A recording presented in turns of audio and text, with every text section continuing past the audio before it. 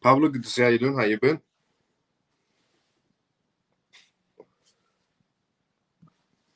How you been, Pablo?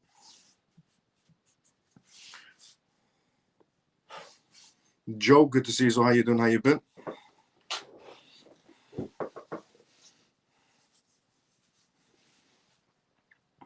How's things? T, good to see you. So how you doing? How you been? Comatous, good to see you. So how you doing? How you been?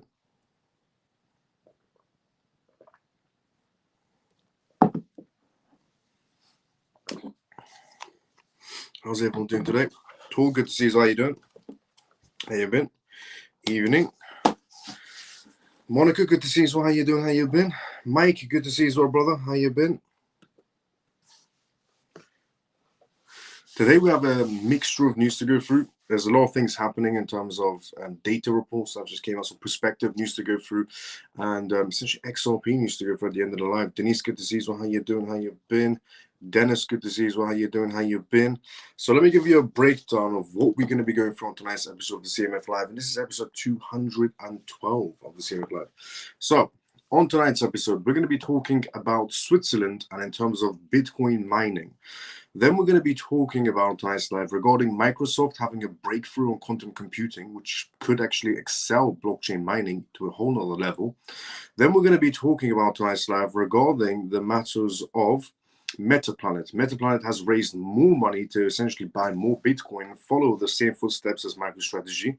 Then we're going to go through the news topic of the UK government in terms of AI technology.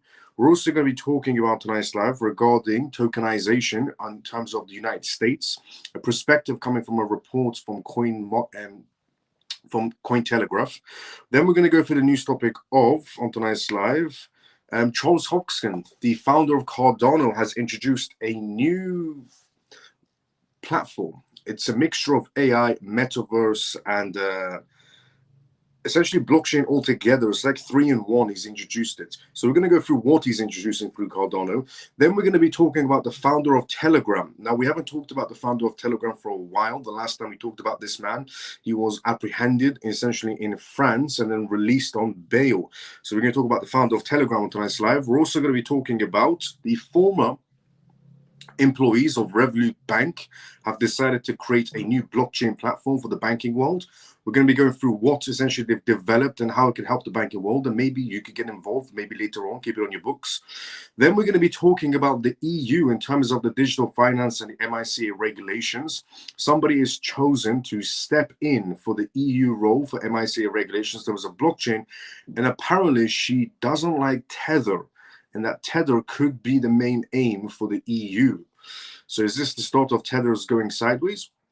Then we're going to be talking about artificial intelligence on tonight's live. Something quite interesting has happened in the AI space in terms of blockchain. We're also going to be talking about Hong Kong in terms of crypto tax exemptions, trying to compete with Singapore and even the United States. Donald Trump is trying to make tax exemption scenarios for crypto companies that are based based inside of the United States, something that Dubai is offering to its citizens. For example, Saudi Arabia, Kuwait, or Bahrain is happening in the US, but also Hong Kong wants to follow the same footsteps. We're also going to be talking about the UK, the former UK essentially minister joining a blockchain firm, something that we probably would have never seen happen in the UK, only if it wasn't for Trump, which is all great news. We're also going to be talking about the Reserve Bank of India on tonight's live, because Indian news outlets have pretty much been spiraling out on the news that the Reserve Bank of India is in fact actually using the XRP ledger. Now, there was always rumors and some documentations showing testings of XRP ledger for the Reserve Bank of India, but now the Indian news outlets are all showing that XRP ledger is the chosen essentially backbone for the Indian CBDC. And also that whole Ripple case that we're going to be going through towards the end of the live as well. So mixture of news to go from tonight's live regarding the XRP ledger, regarding the Ripple case, regarding Switzerland in terms of Bitcoin, regarding AI. A lot of things are happening in that sector as well. Tonight's live we're going to go through. So mixture of news. The first news we are going to be going through is regarding Switzerland and Bitcoin. But before we go through any of those news topics, I just want to say to everyone, welcome to the CMF Live. If you're watching this for the first time ever, the CMF stands for Crypto Mouse Family. This is episode 212 of the CMF Live, which is incredible. And if you On this live show, I talk about the most recent news that's happening around the world in terms of cryptocurrencies, CBDCs, AI, politics, regulations, vital information for you to know about regarding the world completely transforming into a digital space. Also, whatever I do say on this live, the disclaimer on this live is not financial advice, not political advice. And whatever I say is only for entertainment purposes. And we do Q&As on this live as well, which means if you have any questions, put it down in the comment section. I'll be more than happy to answer the questions you may have. Also, I just want to say thank you so much to everyone right now that's retweeting this live on X. I'm getting notifications on X. Thanks so much to everyone that's retweeting this live, who's liking this live, who's putting a comment outside the live on X. And thanks so much to everyone on YouTube who's liking this live right now as well. And the live show has officially started. If you're new, welcome to the CMF Live. If you're regular, let's go CMF. And let's go straight to the comment section first. And I read everybody's comments one by one and give essentially short, sweet, simple answers to get through everyone's comments. And I shout out your name and then read out your question, give you an answer. And then we go straight into the Switzerland and Bitcoin news, and then news, Q&A, news, Q&A, news, Q&A, back and forward. So let's go into the comment section first. Let's see where you're at. Billo, what's up, brother Miles? Good to see you as well, Billo. How you doing? Hi, Miles. Good evening. Yama, good to see you as well. How you doing? Good evening, Miles and all CMF. JP, good to see you as well, brother. How you doing? Manny, evening, Miles and CMF. Good to see you as well, Manny. How you doing? Evening. Good evening, Miles and CMF. Happy Thanksgiving to all the American families. Let's go, Orphan. Happy Thanksgiving to all American families. Morning, Miles and CMF. Shelly, good to see you as well. How you doing? Morning. How you been? When you jumping into that pool? Monica, this is not, this is a green screen behind me. It says Restream here. So the company that I use to multi-stream to YouTube and X at the same time is called Restream, and this is just a green screen behind me, not an actual pool. Hello, Miles and CMF. I hope that everyone had a good day. Scott, good to see you as well. How you doing? How you been? Let's go, brother. I hope all is good, Miles and CMF. Lena, good to see you as well. How you doing? How you been? Share the live. Let's go, Scott. Would you rather watch a tree grow? Oh. And then you get weird people like this. Hi, brother. Camel, good to see you as well, brother. How you doing? How you been? And hi, CMF. Let's go, Bill. So, first news topic on tonight's live is regarding Switzerland and Bitcoin. Switzerland canton of Bern votes to study Bitcoin mining feasibilities. Apparently, Switzerland has passed a law that they're going to be using excess energy that Switzerland is pretty much wasting away towards Bitcoin mining, and the law has passed. Switzerland is very friendly towards Bitcoin and crypto assets in general. They're very well ahead in terms of tokenizations as well, wholesale CBDC tokenizations to be exact. But the Parliament of Switzerland today, the Parliament of Switzerland, Canton essentially of Bern, has passed a motion to commission a report on Bitcoin mining. The Canton's Government Council, its executive authorities, has already voiced this opposition to the report on Bitcoin mining, but supporters are calling this a victory. There are people who are against Bitcoin mining because they say it's bad for the environment, but there are so many other things that are much more worse for the environment. Let's just be honest with ourselves. But Bitcoin mining is not really one of them. But the people who support Bitcoin essentially in Switzerland are ecstatic right now.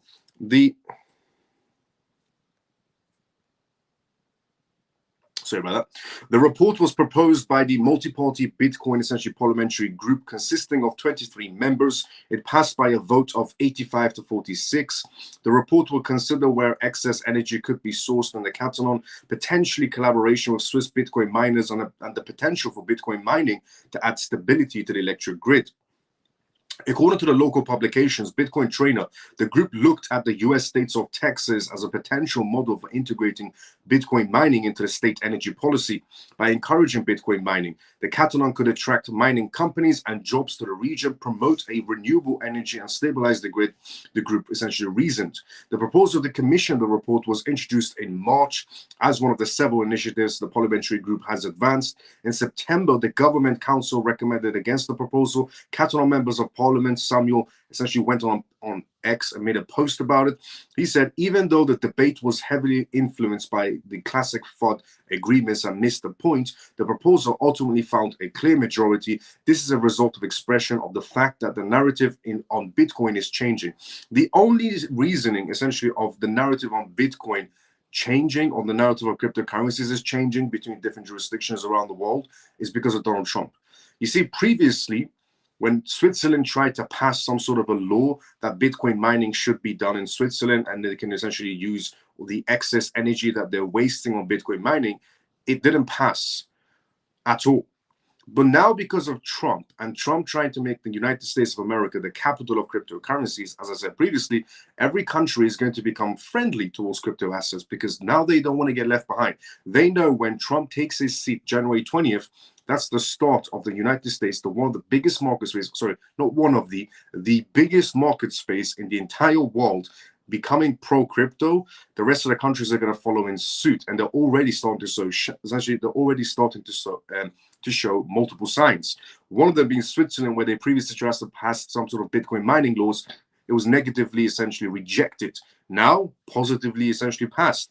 According to the Bitcoin trainer, the government council said that the energy use in a burned Catalan is an international, not local, essentially, issue since the region exports energy. In addition, energy consumptions from other types of essentially data centers is growing and energy storage and technology is developing. Moreover, Bitcoin mining is subject to market trends and Bitcoin is not a legal tender, so it is not under the counsel of the Swiss National Bank. Dennis Porter, the co-founder of Satoshi Action Fund and founder of Satoshi Action Education, took part in the essential preparations of the proposal for the report. Dennis also was the instrumental in drafting the so-called Bitcoin rights and legislations that passed in the US state of Pennsylvania back in October. So, Switzerland, just like any other country, is becoming a lot more pro-crypto. Now, Switzerland was very pro-crypto compared to essentially jurisdictions around it, but now they're even more because there were some laws that weren't passing in essentially Switzerland at all. But now, because of Trump, creating America to become the hub of cryptocurrencies, every country is going to become more crypto friendly. Otherwise, they're just going to get left behind from one of the biggest market spaces in the world. Now, moving on, essentially from Switzerland passing laws for Bitcoin mining, which is great, and we're going to get a lot more pro-crypto legislations passing around the world. We're going to move on to Microsoft because Microsoft has had a breakthrough in terms of quantum exclusive future for blockchain mining. So keeping on the topic of essentially mining, not just Bitcoin mining, but mining in general for blockchain, Microsoft has done something quite interesting. They've achieved something that I never thought they could achieve very soon, but they have. Microsoft and Atom Computing, a technology firm based in California, recently announced a breakthrough in quantum computing. A lot of people inside the crypto space presume that quantum computing is bad for the blockchain space, for the crypto space. In reality, it isn't. So it can be bad and it could also be positive. Quantum computing can be used for blockchain to excel it even further, or it can be used to damage it even further. It depends on who's using the quantum computing. But in this case, Microsoft is using it for a positive case. IBM is working on quantum computing as well. They're going to be using it for a positive case as well. There's a lot of firms inside the United States and in the EU and in China that are working on quantum computing to help advance blockchain technology, not to go against it.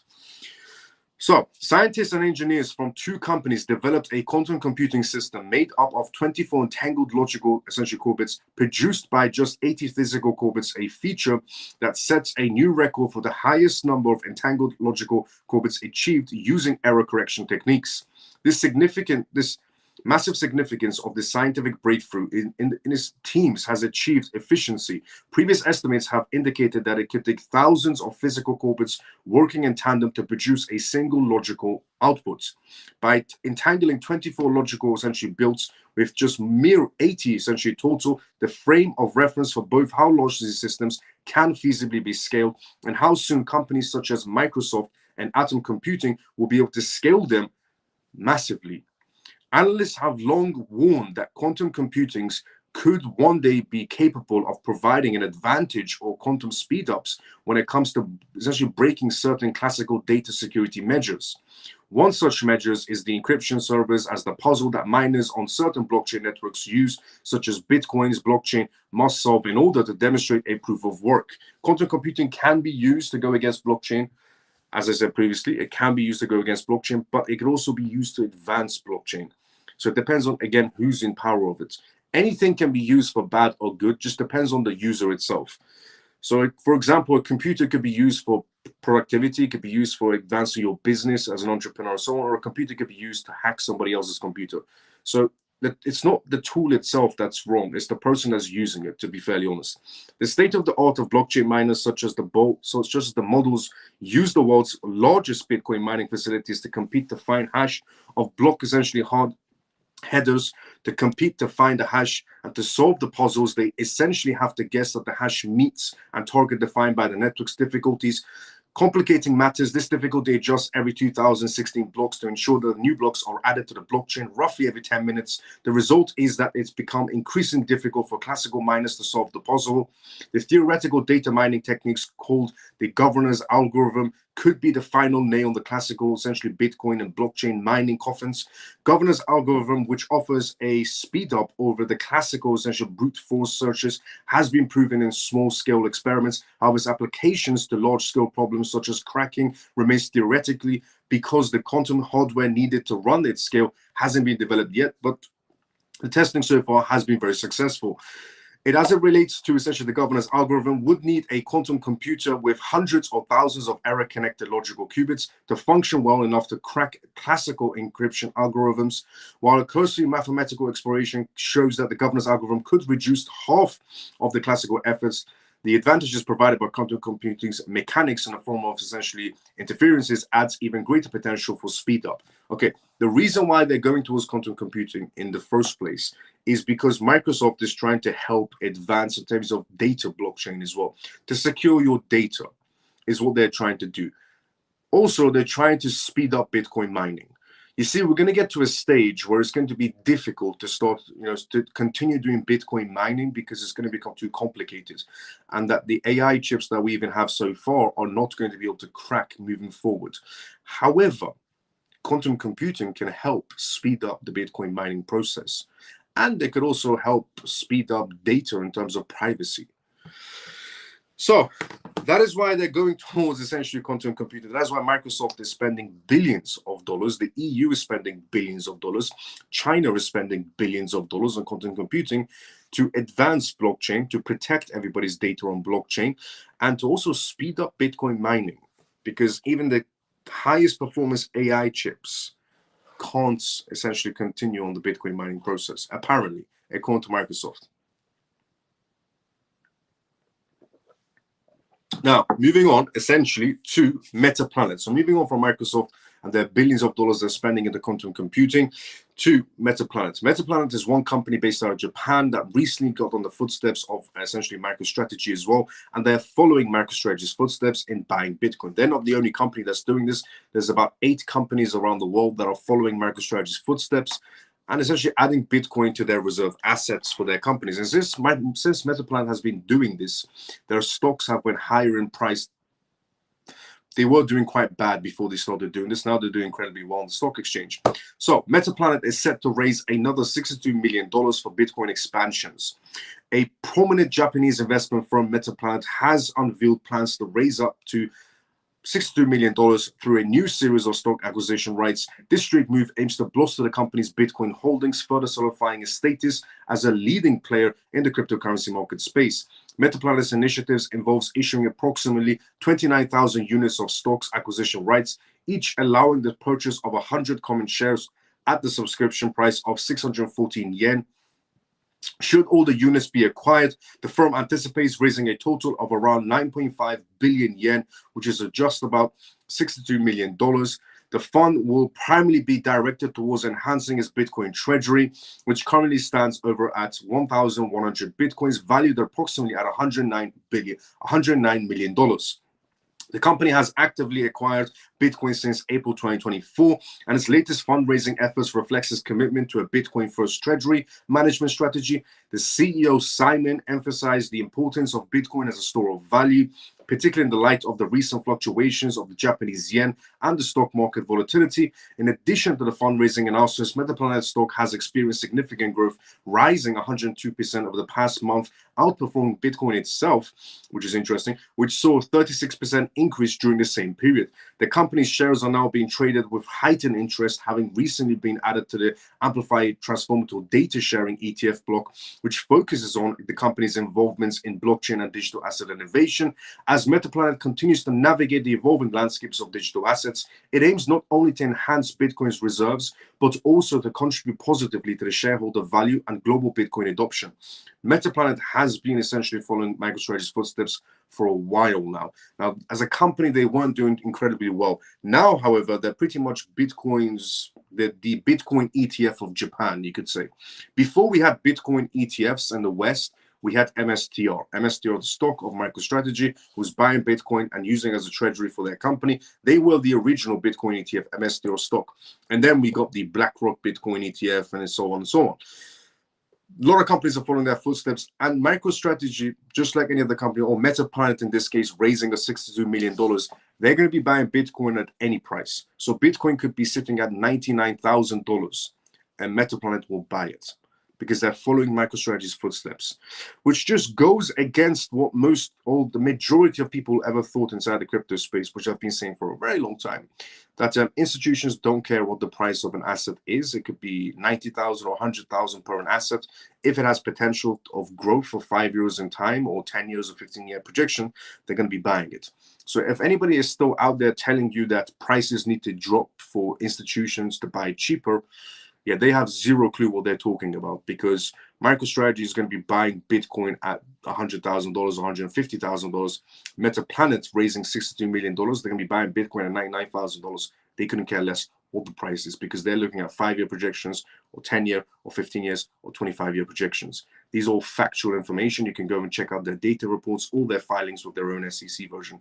Now, the UK government is what we're going to be talking about next. But before we go through the UK government news, let's go inside the comment section first. The UK government, in terms of AI technology, they're doing something shady, apparently. But before we go through that, let's go inside the comment section first. Come on, good to see you, brother. How you doing? Bill, let's go CMF. Hello, Miles. Just kidding. Let's go, Monaco. Hello, Miles and crypto family. Hope everyone is making money. Let's go, W. How you been?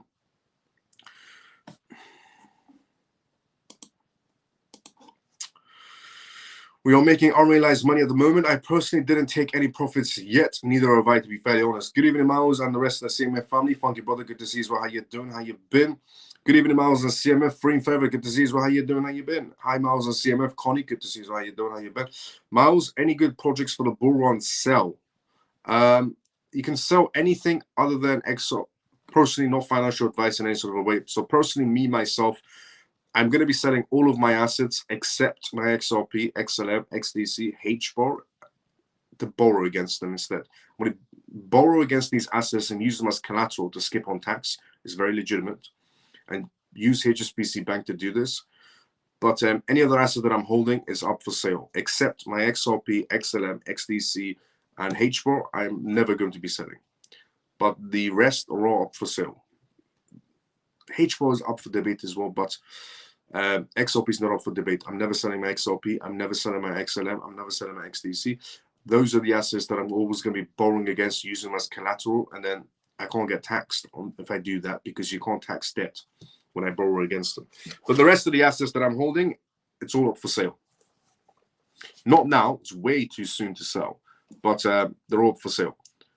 As I said, there's 4 years of making money heading towards us right now. 4 years. Because of Trump, we got 4 years of making money. Due to regulations happening. Regulations means more banks, more institutions getting involved inside the crypto space. So there's a lot of positiveness that's going to be heading towards us starting January 20th and onwards.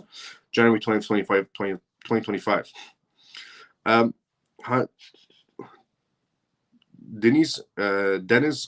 Dennis B, elaborate on that. Even Miles and CMF, Jason, good to see you. How you doing? How you been? Hello all, thank you for your time. God bless you, Miles. How you doing, Bondens? How you been? And 10 mil, how you doing? So the UK government.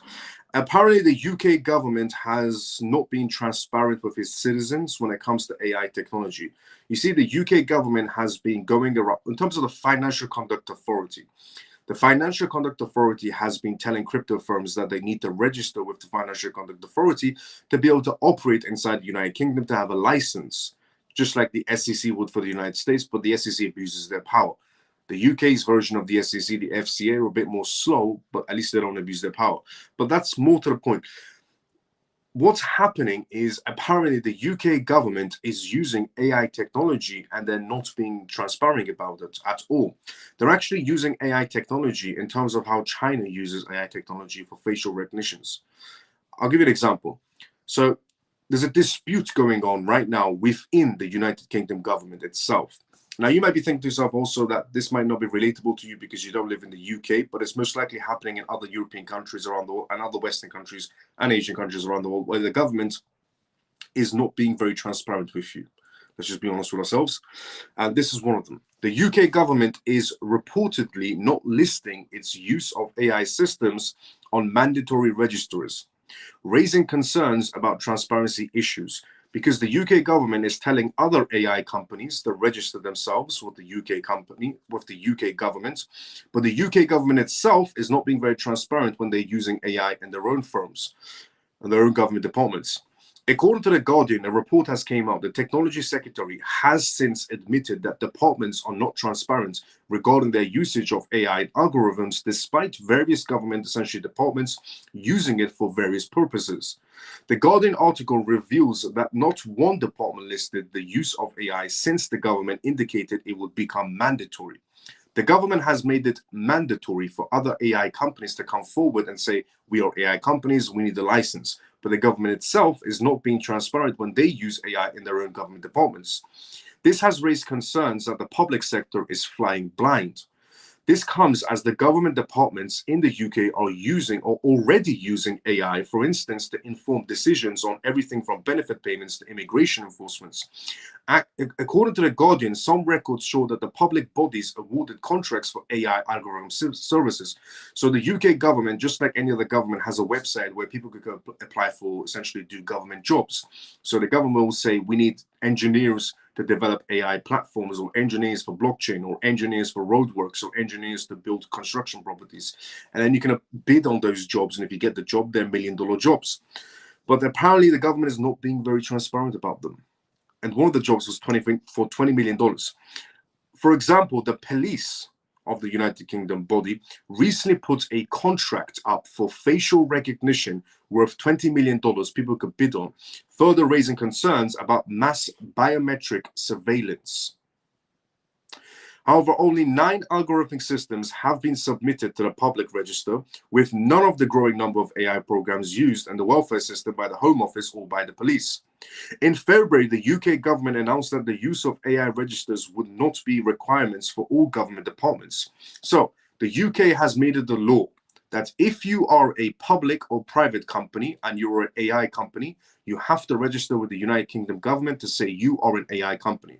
But if the UK's government wants to use AI in CCTV cameras for facial recognitions, for biometric recognitions, or AI in terms of social credit systems, they don't have to tell the public at all. So the government doesn't have to be transparent, but you have to be transparent. When asked about the lack of transparency, the Secretary of State for Science and Technology, Peter Kyle, admitted that the public sector hasn't taken seriously enough the need to be transparent in the way that the government uses algorithms.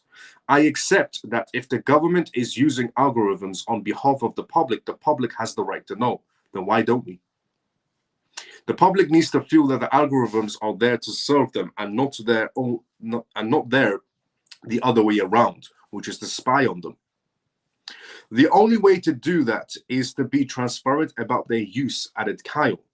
According to the Guardian article, experts warned about the dangers of AI if adapted, with recent examples of IT systems not working as intended, including the post office.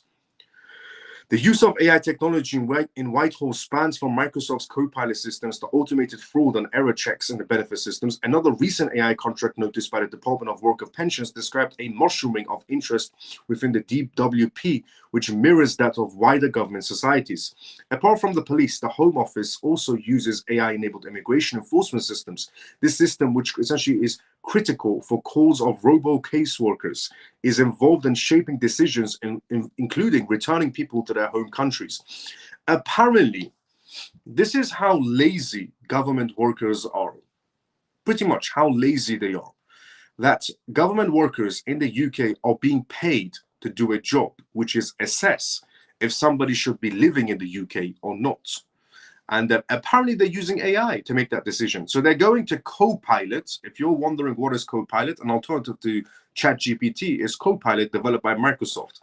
The UK government workers are using Copilot, and they're asking Copilot, should we return this person back to their country or not? Saying it out loud sounds ridiculous. That a government worker is asking basically ChatGPT, should we send back immigrants or not? And whatever answer ChatGPT gives, the government workers go, okay, well, ChatGPT said don't return the person or return the person. You know how ridiculous that sounds?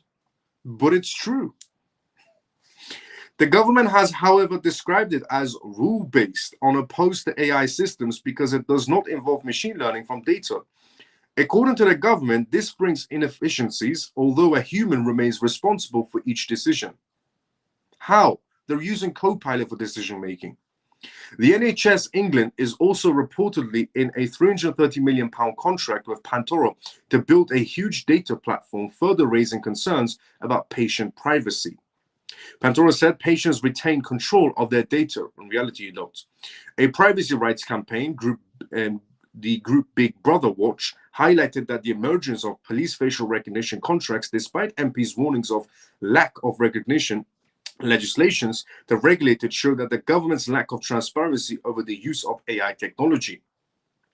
The secretive use of AI algorithms to impact people's lives puts everyone's data essentially rights at risk, said Madeleine Stone, the chief advocacy group.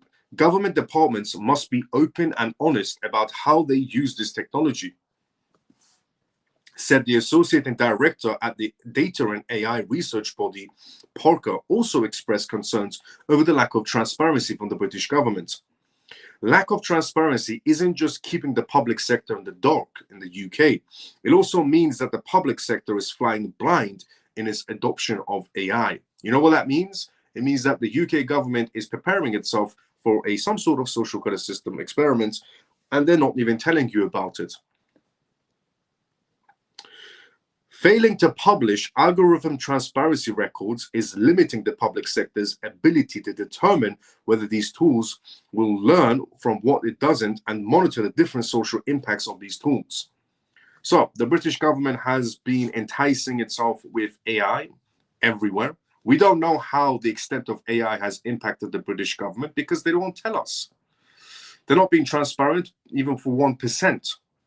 We don't know if AI is being used right now in their systems, if AI is being used in their CCTV cameras, if AI is being used by the British government to spy on you 24/7.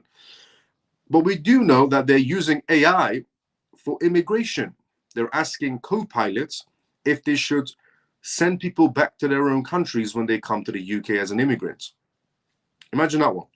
And just a few days ago, I was talking about why do we choose people, or why do we hire people inside the government that refuse to do their job, but still get paid from the taxpayers' money? Because if Copilot is going to be the decision maker of immigration, then fair enough. Even though as stupid as it may sound, let Copilot be the decision maker and fire the government worker. Because why is a government worker getting taxpayers paid money to sit there and use Copilot for decision making instead of, I don't know, maybe looking at their file? You could say maybe it's like going to a job. Honestly, the stupidity that's happening around the world is ridiculous right now. Honestly, what we need in the most simplest way is to replicate Donald Trump.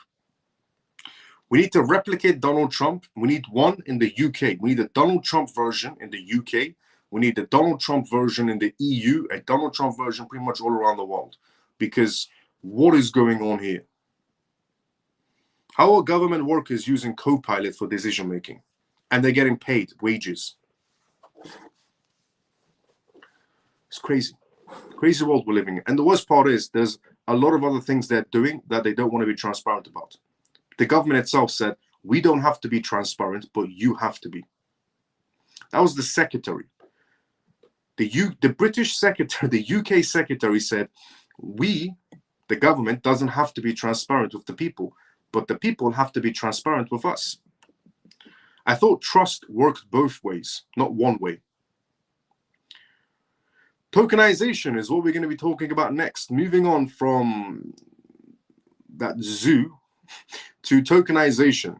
Tokenization can transform US markets if Trump clears the way. Tokenization can revolutionize the United States of financial markets.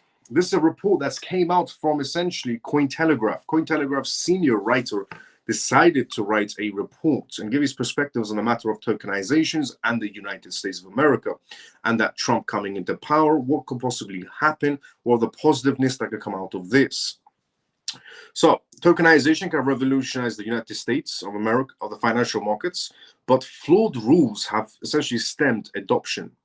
Crypto-friendly President-elect Donald Trump has a historic chance to lead the way and change things around. Ending America's cryptocurrency crackdown is an excellent, essentially, first step, but it doesn't go far enough. For tokenization to thrive, Trump's team, including his potential crypto Caesar and Commodities Futures Trading Commission chairman, CFTC chairman, must essentially rejuvenate old rules, combining the best aspects of traditional markets and decentralized finance together. The challenge will be preserving core investor protections, such as Know Your Customers KYC checks, exchange oversights and custody rules without compromising tokenization benefits.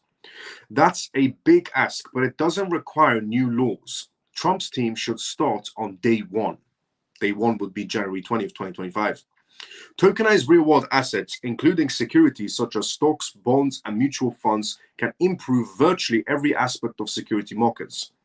Programmable smart contracts essentially enshrine the investors' rights in unchangeable codes and open endless avenues for innovation.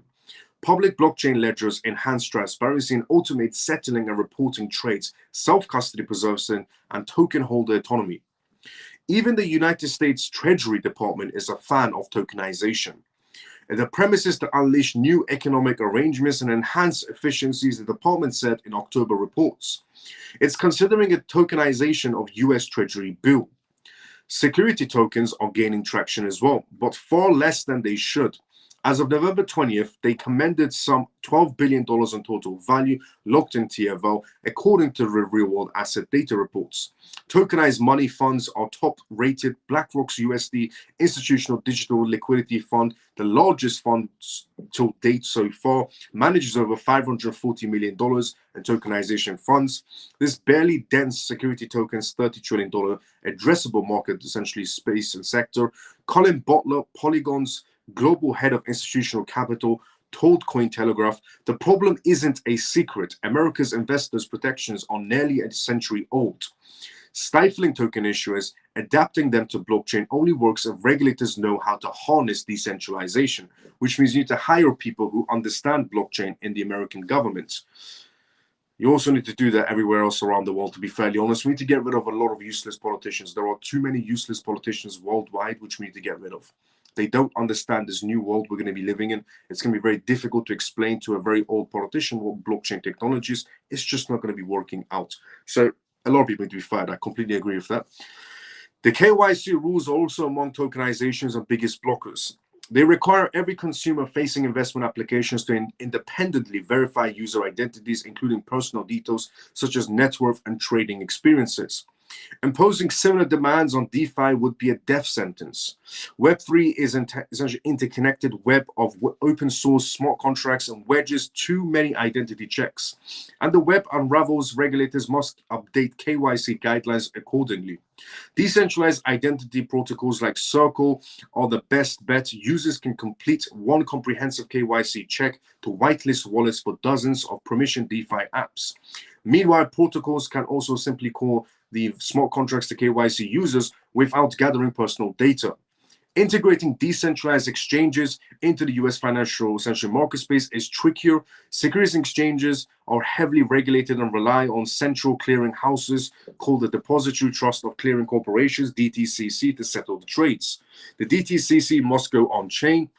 It's already testing on-chain trade settlements and even piloted a permissioned Avalanche subnet. That's good, but security tokens mainly reside on permissionless networks like Ethereum and its layer 2 scaling chains.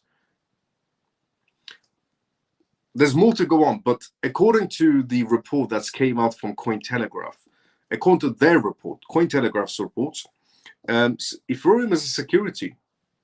That's where the DTCC should focus. It can start by routing security token transactions to private validator sets which pre-commit to DTCC guidelines. Restaking protocols like Aegean Layer can help bootstrap the economy and security and customize consensus rules.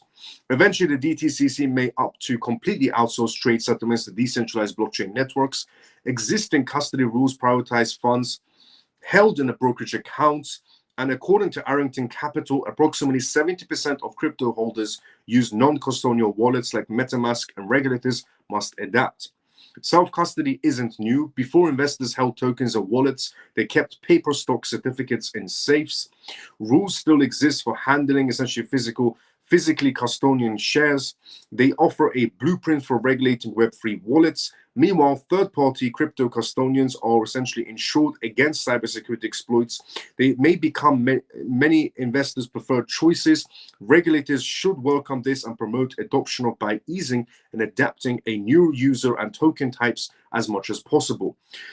These changes may essentially be baby steps, but much more must be done to bring securities markets on chain. Trump wants to form a strict Bitcoin reserve and turn America into the world's capital crypto.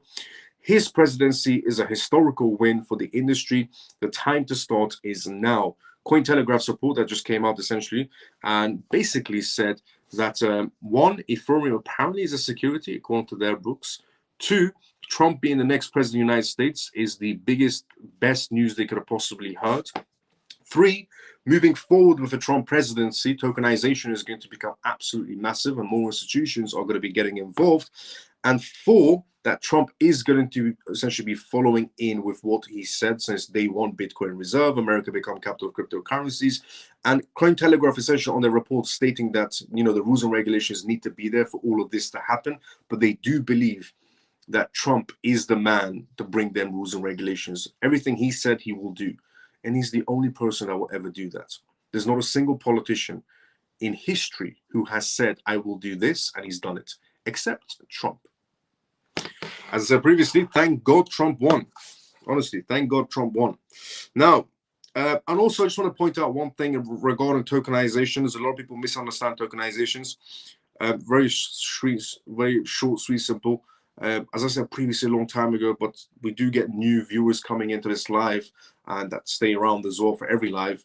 But one thing you should know about tokenization is you're a little bit misinformed. Tokenizations are only a positive for institutions and banks, not so much for the retail users. So if a company wants to build a property, for example, if a company wants, let's just pretend quickly, for example, a company wants to build a tall building in the middle of New York and they buy a piece of land. This company previously had to go to the bank and use something as collateral to borrow money from the bank to build this massive building. Now, when we go to tokenizations, this company can essentially say, we're going to be building this massive building and it's a tokenization project, everybody get involved. You see, there's no benefits technically for the retail section to be involved in tokenizations projects like that whatsoever directly. You can be indirectly profiting from it, but directly you have zero profits from it.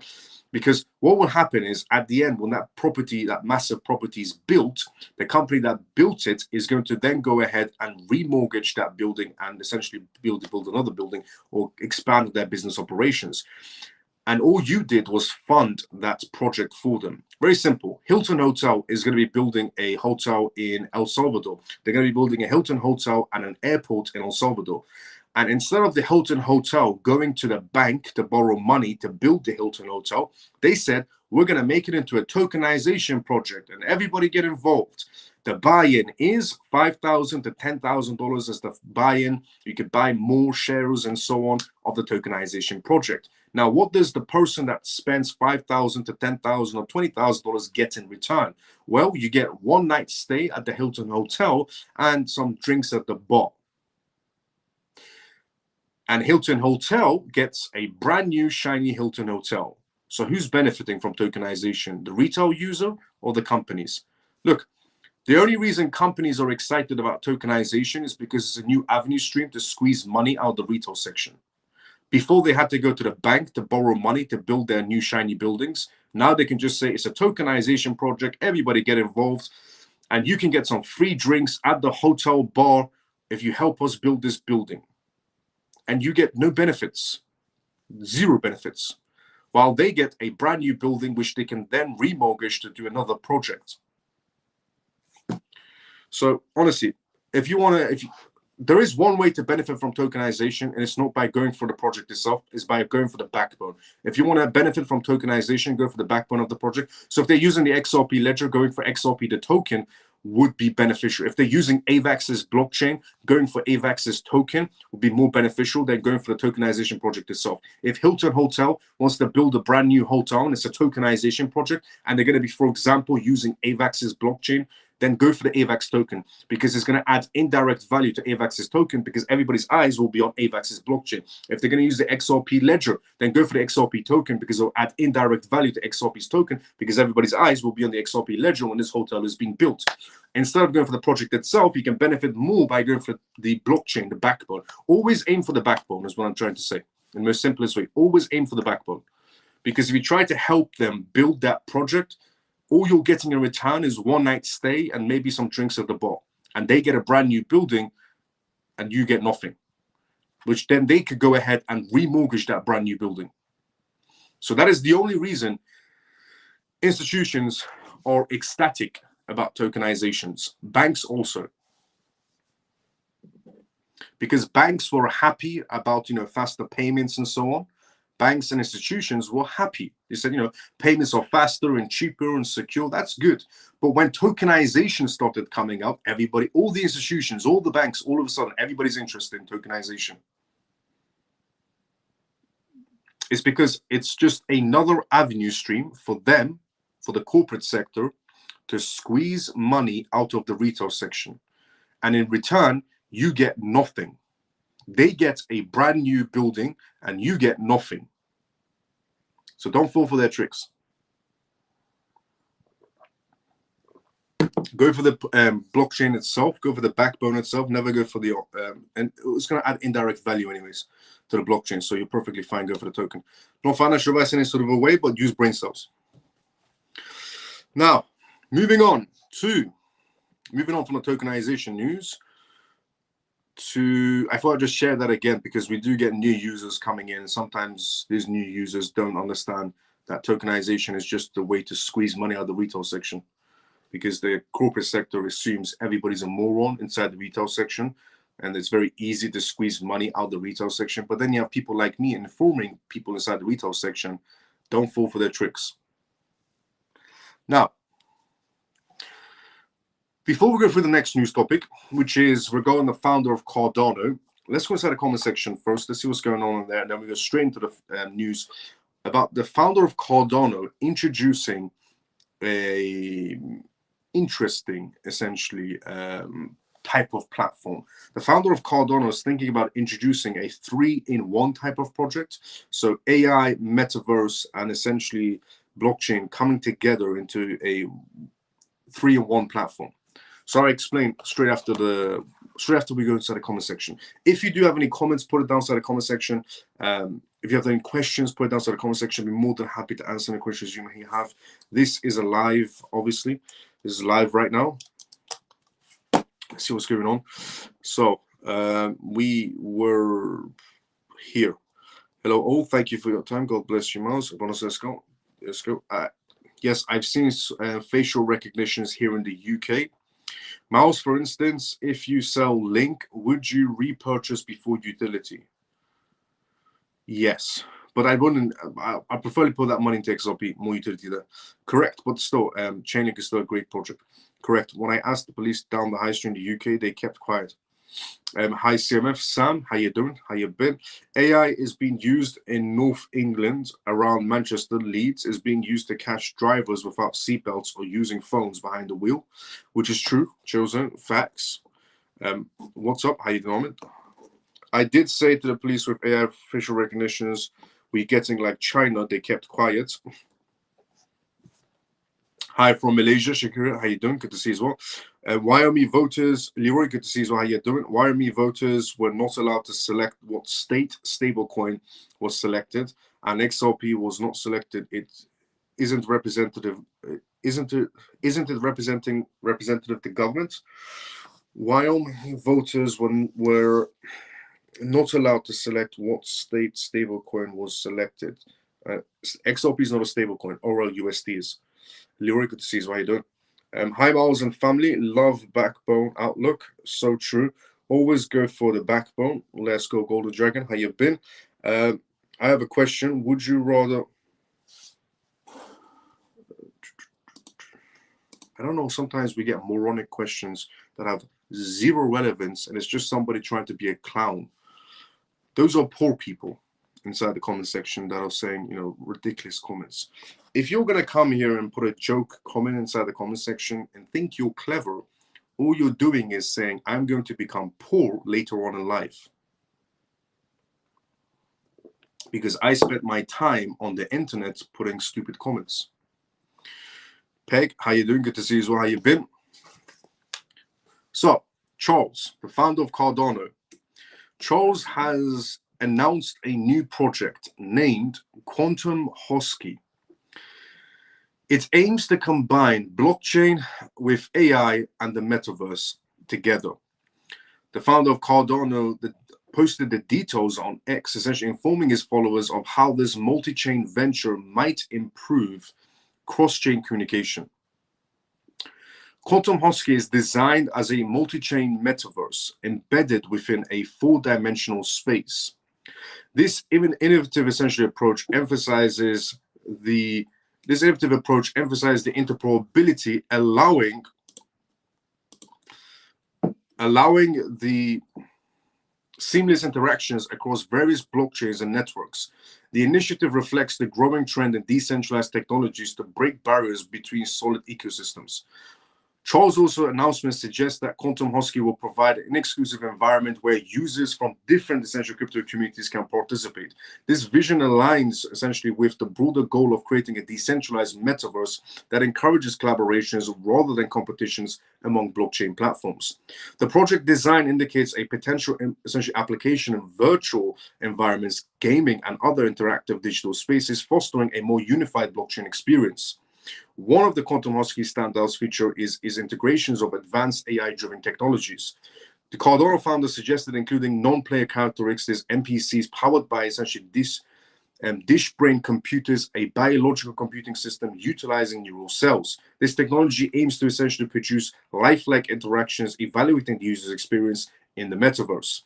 Additionally, the project plans to incorporate essentially EEG and quantum elements of EEG capabilities could track users' mental states during interactions, offering a personalized experience in gaming and other applications. Meanwhile, the quantum technology is expected to introduce dynamic environmental changes and enhancing engagements and essentially unpredictability.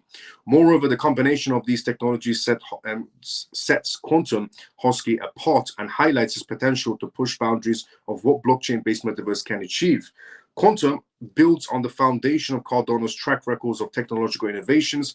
Cardano has previously introduced innovations such as zero-knowledge ZK proof smart contracts on its mainnet, essentially signaling a new set of secure blockchain solutions. This consistent emphasis on the innovation drives Hopkins' essentially vision to broaden blockchain applications moving forward. And furthermore, with new project developments and deployments in Quantum, its overall role within the crypto realm could be contingent on meeting the goals. As an open source project that aims to support player interoperability in projects as a provider, it brings an AI integration and after coding samples for the latest technologies and additional Quantum Huskies has the potential to draw developers' and attentions and users' interest and industry experts. The cryptocurrency community eagerly essentially anticipates further updates from Hopkins' team, and his Husky could redefine the capabilities and applications of blockchain-based metaverses. Apparently, Cardano's founder is going headfirst into the gaming aspects of metaverse. If you're somebody that's quite big, and also if you're somebody holding essentially Cardano, and you're into gaming, well, Cardano essentially is aiming for the gaming sector as well. They're building a platform that's relatable to the metaverse, to the AI space and blockchain, and they're going to go quite big on the metaverse. Apparently, Cardano's founder sees that the metaverse is going to become big once again, because they tried to make the metaverse quite a massive, essentially, aspect inside the blockchain space, and it didn't really take off. AI did very well inside the blockchain space, to be fairly honest, Payment space did it also very well, the banking and essentially institutional space. But the metaverse space didn't really take off that much. But once again, it's coming back apparently, and that's why he's heading that way as well. So Cardano is going towards metaverse, gaming, and AI all in one function, a feature that's only going to be available on Cardano. Now, moving on from the founder of Cardano News to the founder of Telegram. The last time we talked about the founder of Telegram on this live, he was apprehended in France and then released on bail because of his Telegram platform not being restricted when it comes to certain things that can be shared or said.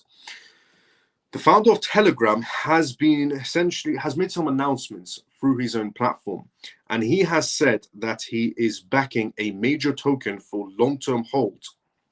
See, the last time the founder of, and it's the only reason I'm sharing this on this live, is because the last time the founder of Telegram said he's not going to be selling a certain token, it was Notcoin.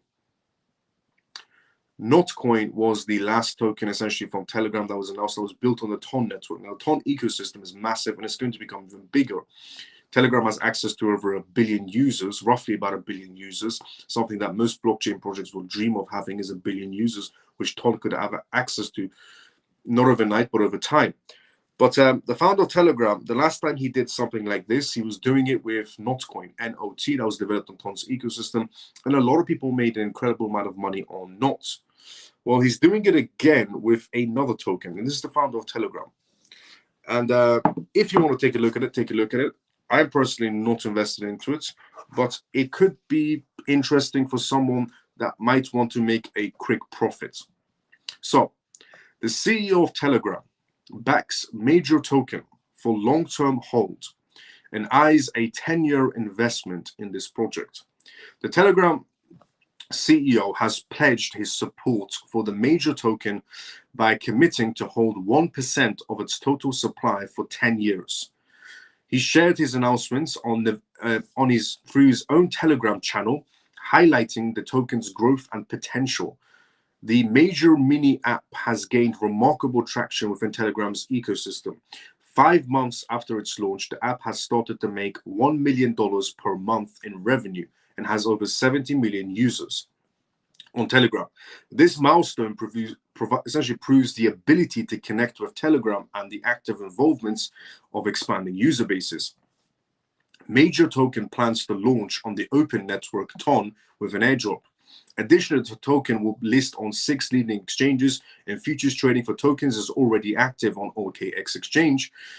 The development team has outlined ambitious plans to expand the major mini app ecosystem. These plans include features like username NFT rentals, digital IDs, and gaming hubs, such as initiatives aimed to enhance user experience and sustain community involvements. Roxman, the developer of Major, donated 1% of the token supply to Durov, underscoring trust in the platform, pledging essentially to retain the tokens for a decade without selling, signaling his confidence in the project's long-term vision. This commitment has bolstered community trust and increased interest in the token itself, and crypto enthusiasts view essentially the Telegram CEO's perspective and involvement as a significant endorsement in elevating the token's profile in the market. Telegram's mini app ecosystem continues to grow, driven by innovative integrations like the Major app, other apps such as the Finto essentially app, and have introduced features like DeFi wallets and enabling smooth cryptocurrency transactions. In 2024, Telegram's crypto-related revenues rose by 190%, while its holdings increased by 225% to reach $1.3 billion is what Telegram is holding roughly in crypto assets. These figures reflect the platform's expanding role in the cryptocurrency sector and its successful adoption into the market trends. Analysts believe that the Telegram CEO active involvements could significantly impact the crypto industry. His efforts to foster innovation and build trust among users have strengthened Telegram's position as a key player in the digital asset adoptions. The Major token, with the support and its growing ecosystem, has emerged as a standout project within Telegram's framework. The token anticipated listings and upcoming essential features are expected to sustain momentum and to drive further community engagements. The token itself is called Major. That's why I kept on saying the word Major. The token itself is called Major. The Telegram founder himself said he's going to be holding 1% of the token supply for over 10 years. He's not going to be selling it. The token is called Major. It hasn't launched yet. It's going to be launched on the Ton ecosystem. If you want to go and check it out, or write it in your books, put it in your books. But if you are looking for maybe a quick profit, this could be seen as, go and check it out. Telegram is becoming quite massive inside the crypto space, to be fairly honest, and also it's becoming an everything app as well. And Ton in general is going to become massive, genuinely massive. But there's a lot of developments happening on the Ton ecosystem through Telegram right now. And one of them is this. It's called Major Token. The Telegram founder himself has tweeted out basically on his own platform on Telegram, one of the channels. He said that he's holding 1% of the token supply for over 10 years. He's not selling the token whatsoever. And the last token he did this with grew in value about 10%. Sorry, the last token he did this grew in value quite a lot. A lot of people made quite a lot of money. And the token was called Not Token. I didn't go for Not Token, but I know it did quite well for itself. So, moving on essentially from Telegram and their Major Token to the next part of tonight's live, which is Revolut Bank. Everybody knows Revolut Bank. If you don't know, they are a fintech bank, which means they don't have an actual branch, but they operate as an e-bank. So like Revolut, Sterling Bank, and people have heard of the other ones. Off the top of my head, I can't remember them, but something similar to Revolut Bank or Sterling Bank. There's another one as well in the UK, but they're pretty much European banks as well now, and they operate outside the EU in America and Canada and Australia and so on. But two former Revolut employees have decided to enter the blockchain space, and they've raised money for their project. They've raised over $2.3 million. They created a project called Bleep. And Bleep apparently is going to be helping the banking sector. It's a blockchain platform. They are a fintech company that's raising money through venture capitalists that have already raised $2.3 million. Before we go through what their project is in a very brief description, let's go inside the comment section first. As I said previously, this is a live, which means if you do have any questions, put it down inside the comment section. I'll be more than happy to answer the questions you may have. Let's see where we were at. Doesn't XRP have a new stablecoin? Yes, it does. RLUSD. Leroy, XRP Ripple stablecoin is RLUSD. Miles, you said I don't gift. I don't going to sell in the bull run, just my XRP. What about the projects which is in the list of ETFs, AVAX, and so on and so on? Well, here's the thing. Good question, actually. Great question. So the projects that Monzo Bank, thank you so much. Yes, that was the other one. The projects, thank you. Abundance, thank you for that. Yeah, Monzo Bank. So Sterling Bank, Monzo Bank, and Revolut Bank. But great question. You said regarding my other projects, so because they're going to ETFs, so AVAX is going towards ETFs, Solana ETFs, and so on and so on. Yes, and again, I'm not going to be selling, as I said, I'm not going to be selling them straight away. That says way too soon to even sell them. But when it gets to a time period, if I want to sell them off, most likely I'm going to. I'm going to sell them off and feed their essentially profits back into XRP. I don't care what the price of XRP is at that moment in time, but there's a bigger potential for me to make money there. So those projects, if I see them going at incredible numbers, somewhere down the line, it could be 2025, it could be 2026 or whatever, I might borrow from them also in 2025 against them using as collateral. But somewhere down the line, it could be 2025 or 2026 or so on, my portfolio is only going to be somewhere down the line XRP, XLM, XDC, and HBOM. So eventually, somewhere down the line, it could be 2025, it could be 2026, it could be 2027, it could be 2028. Somewhere down the line, my portfolio is slowly going to become XRP, XLM, XDC, and HBOM, full stop. And the projects that I sell along the way, I'm going to be feeding their profits into those projects. And along the way, I'm going to be borrowing against the other projects as well, because I don't want to pay tax. If I sell, I pay tax. So in most cases, I'm going to be borrowing quite a lot against the majority of my projects to use them as collateral, because I can't get taxed on collateral. I don't mind paying banking fees to HSBC to borrow against my assets, but there's the tax issue. I don't want to give up 21% of my assets. So along the way, I'll be borrowing against the majority of my crypto assets as well. But when I do eventually sell them off somewhere down the line, my portfolio will become XRP, XLM, XDC, HBAR forever. So great question, because I had to clarify that. What up, Miles and CMF? Very good to see you. How you doing, brother? How you been? Miles, briefly, please enlighten me what I have missed so far, as I had to rush out for a bit. Funky brother, how you doing? Good to see you as well. Enlighten you what you've missed on briefly. We talked about Switzerland and Bitcoin. The first news we went through on tonight's live. We talked about Switzerland and Bitcoin in terms of they're introducing a new law for using excess essential electricity that's been wasted that can be used for Bitcoin mining. The law already got passed in Switzerland. Then we talked about quantum computing from Microsoft's side. Microsoft essentially established itself as quite a powerful sector when it comes to quantum computing. They did it with Atom, another company, where they can use quantum computing for processing Bitcoin mining a lot more quicker than normal AI chips could possibly do it, and secure blockchain data as well. So quantum computing has advanced quite a lot, and they've spent billions of dollars on that. Then we talked about the UK government essentially using AI technology and not letting the citizens know, according to a Guardian report. Then we talked about on tonight's live regarding the matters of the founder of Telegram, also regarding. Oh, then we talked about essentially the founder of Cardano introducing a new platform, AI, metaverse, blockchain, all rolled into one. And then we talked about the major token from Telegram's founder. There's a little breakdown of what we talked about.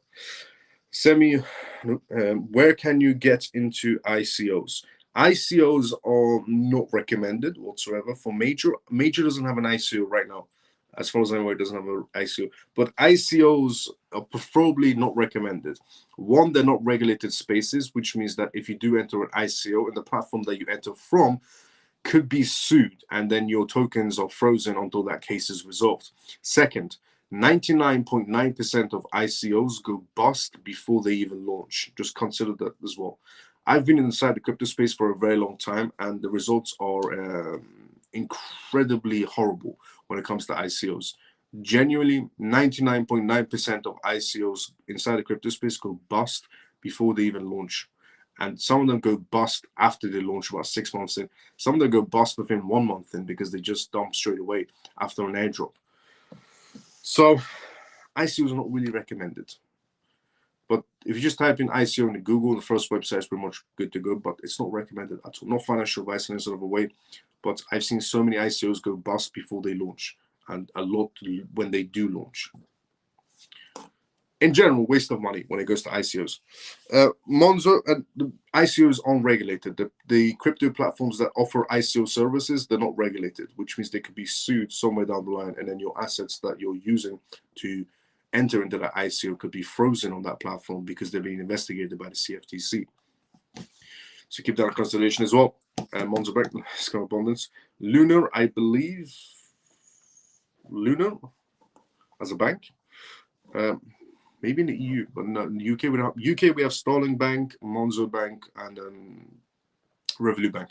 I brought some major.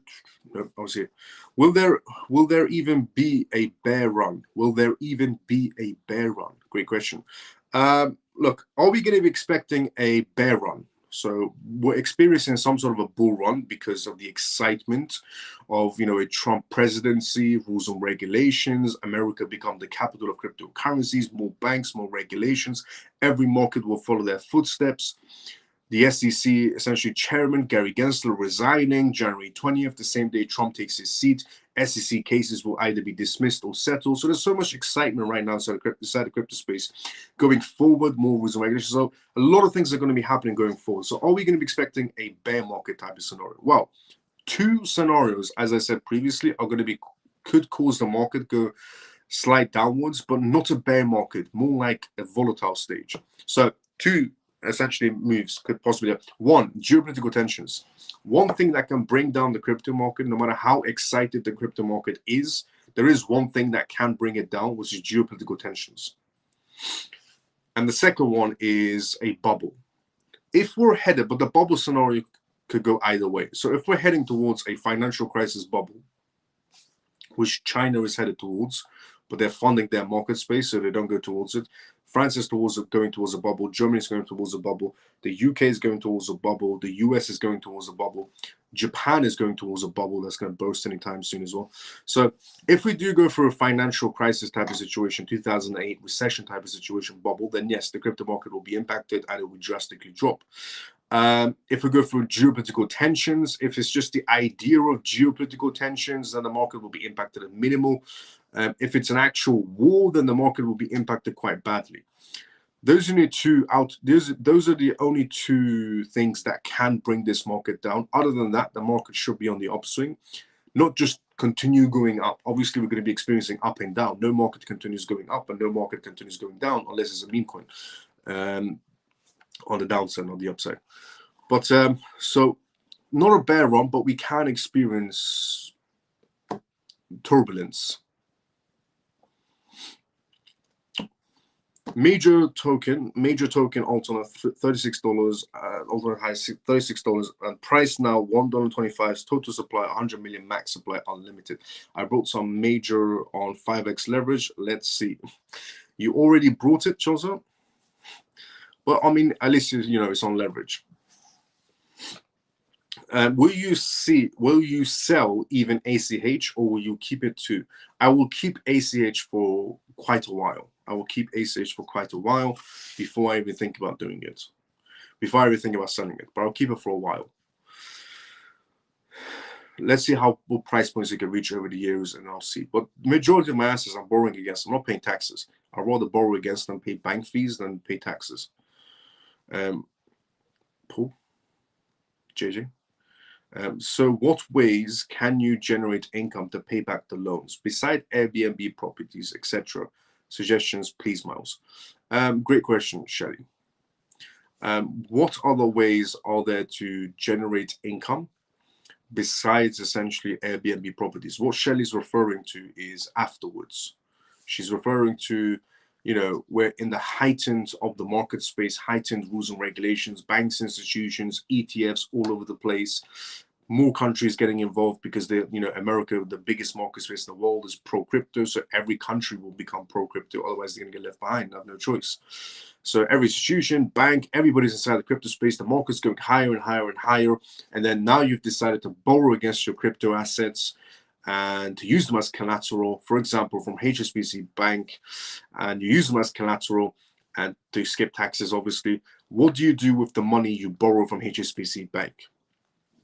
Because you're going to pay that loan off. Otherwise, the assets, for example, if you put XRP down or XLM or HBAR or Bitcoin or whatever you put down and as collateral as the bank, if you don't pay back the loan, your assets are gone.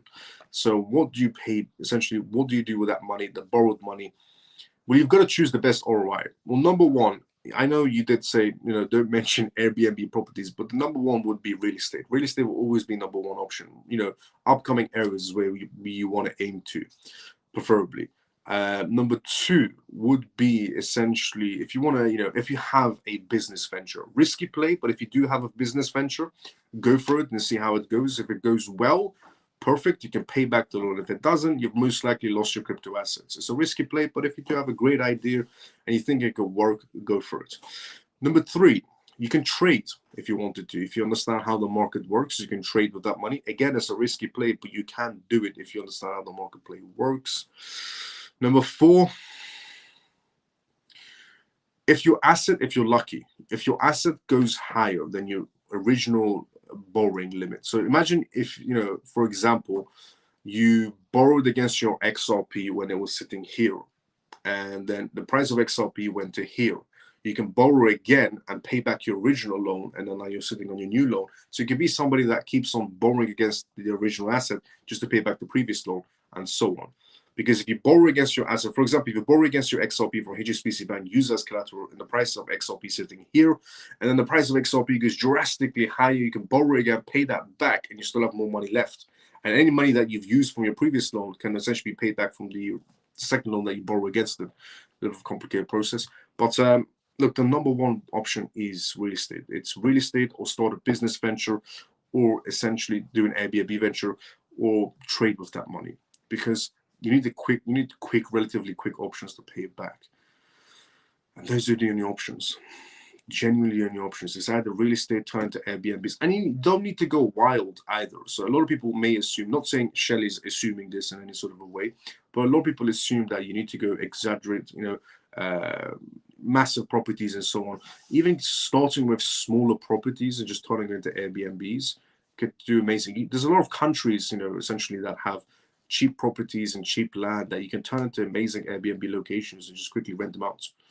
The moment that money comes in, and all you need is one property. For example, in London, they're building a lot of new build properties. They're building new apartments everywhere in London. You can buy one of those new build properties. They're starting around 350,000 to 400,000, 500,000, 600,000, depending on how many bedrooms you want. And once you get that first property, you can go straight away to the bank and remortgage it, rent that property out, go to the bank, remortgage it 6 months later, and pay back your original money. So you can do that as well. You can buy a new built apartment,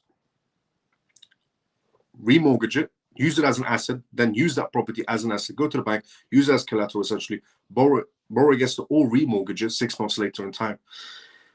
And then you get money from the mortgage to buy another apartment, to rent another one out and rent another. And it's just one cycle, repeatedly, it's a cycle. So start off with one property. You can turn that one flat, that one apartment into 10 apartments if you play your cards right. Every 6 months, go back to the bank, remortgage the next apartment. Get another apartment, remortgage. Get another apartment, remortgage. But you got to rent them out. You got to rent them out.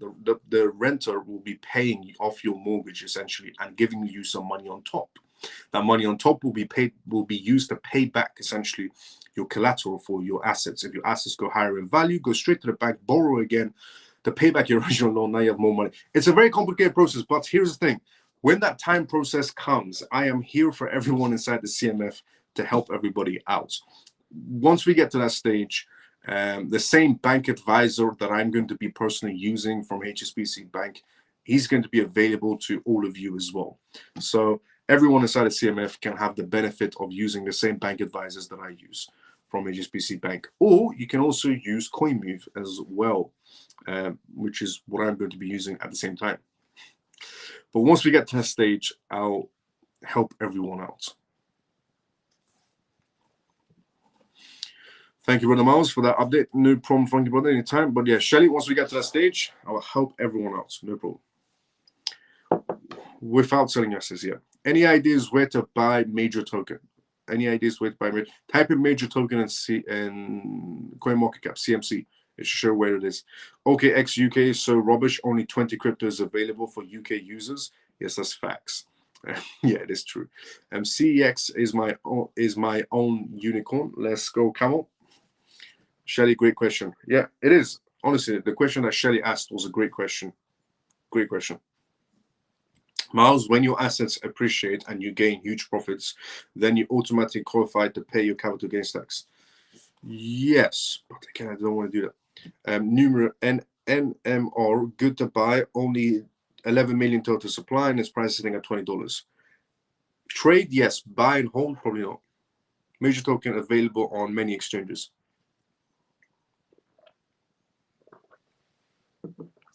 Type in major and CMC, you should be able to find it. But please don't buy anything you don't understand. Never buy anything you don't understand. It's a bad idea. Now, Revolut Bank, going back to that topic. Revolut Bank employees have created a new project, and they have raised $2.3 million. Their project, their blockchain project, is called Bleep. It's a banking software. 2 former Revolut employees have secured $2.3 million in pre-seed fundings to launch Bleep. The self-custodial, such a stablecoin application, is integrated with a MasterCard debit card. This funding round valued essentially Bleep at $10 million before the investment. The Infernal Ventures led the essentially round with participation from Maven 11, Alliance DAO, and Robot Ventures, and several notable angel investors from Revolut Phantom and Consensus. Bleep integrates blockchain technology with banking, offering a multi-currency accounts and competitive saving rates. and fee-free crypto on and off ramping. Users can spend stablecoins without conversion fees and purchase them with fiat currency funds and store securely on the blockchain and accessible 24/7. The app is a beta testing mode right now for European users and will launch in Q1 2025. Avils, who previously led Revolut's card program, stated, "We wanted an app that combines blockchain power with the best of banking. Bleep is incorporated in the UK and Poland and is registered as a virtual asset service provider in the EU. Bleep's team encountered challenges integrating public blockchain technology with traditional payment systems like MasterCard, facing regulatory hurdles that caused delays. Despite this, Avos is optimistic about the future of crypto payments. The payment process is user-friendly. Bleep verifies sufficient stablecoin balances and approves transactions, and settles with MasterCard with converting stablecoins to fiat. Unlike other crypto cards, Bleep simplifies the experience by eliminating prior crypto to fiat conversions and reducing fees and streamlining spendings." So if you want to look at another crypto project that hasn't been released yet, it's called Bleep. It's made by the same people that essentially worked at Revolut Bank. They've already raised $2.3 million in their first seed funding round. They're going to be raising a lot more because they're going to be launching Q1 of 2025. So you can pretty much be the first one through the door right now in Q1 2025. So you have time to research about the project, in other words. Now, the next news we're going to be talking about is the EU. Because somebody by the name of Maria is going to be leading the EU for their digital finance and MiCA regulations. MiCA regulations are the crypto regulations coming out of the EU. Now, what is a little bit interesting about this is that Maria, who is now going to be essentially stepping in as the European Commissioner for Financial Services and Savings and Investments Union, hates, apparently, Tether. Maria apparently hates Tether.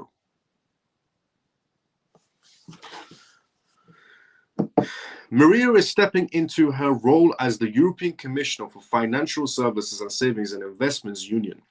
Her responsibilities include enforcing the EU's markets in crypto assets, MiCA, and regulations.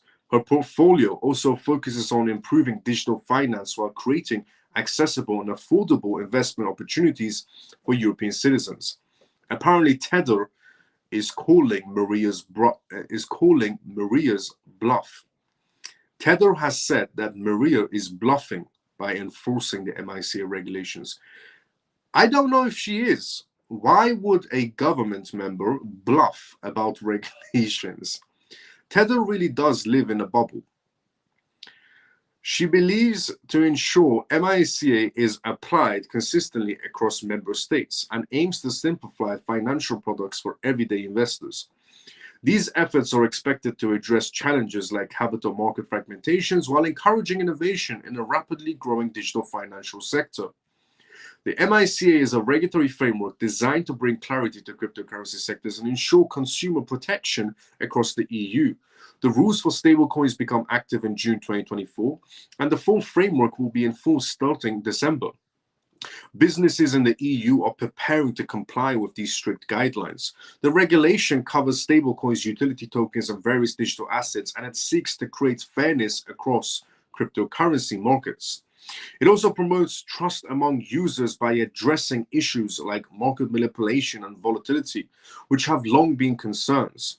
This comprehensive approach positions the EU as a leader in global financial regulations, and other countries may follow its example. Maria is also expected to focus on enhancing access to financial systems by using digital tools to improve market efficiency. Her goal is to simplify investment products and encourage cross-border financial activity for businesses and individuals across Europe. These efforts align with the EU's vision of integrating digital innovation into its financial systems to stay competitive globally. This also includes reducing barriers for companies and encouraging more transparent investment processes for everyone. She is tasked with the balance and regulatory frameworks with the need for continued innovation, which is critical as digital markets expand rapidly. The EU's reforms are not only transforming internal markets, but also expected to influence global financial systems in the long term. Maria's leadership is key to ensuring these reforms create growth opportunities while maintaining market stability. Her work demonstrates how essentially finance can drive economic progress without compromising consumer trust or fairness for businesses operating within the EU.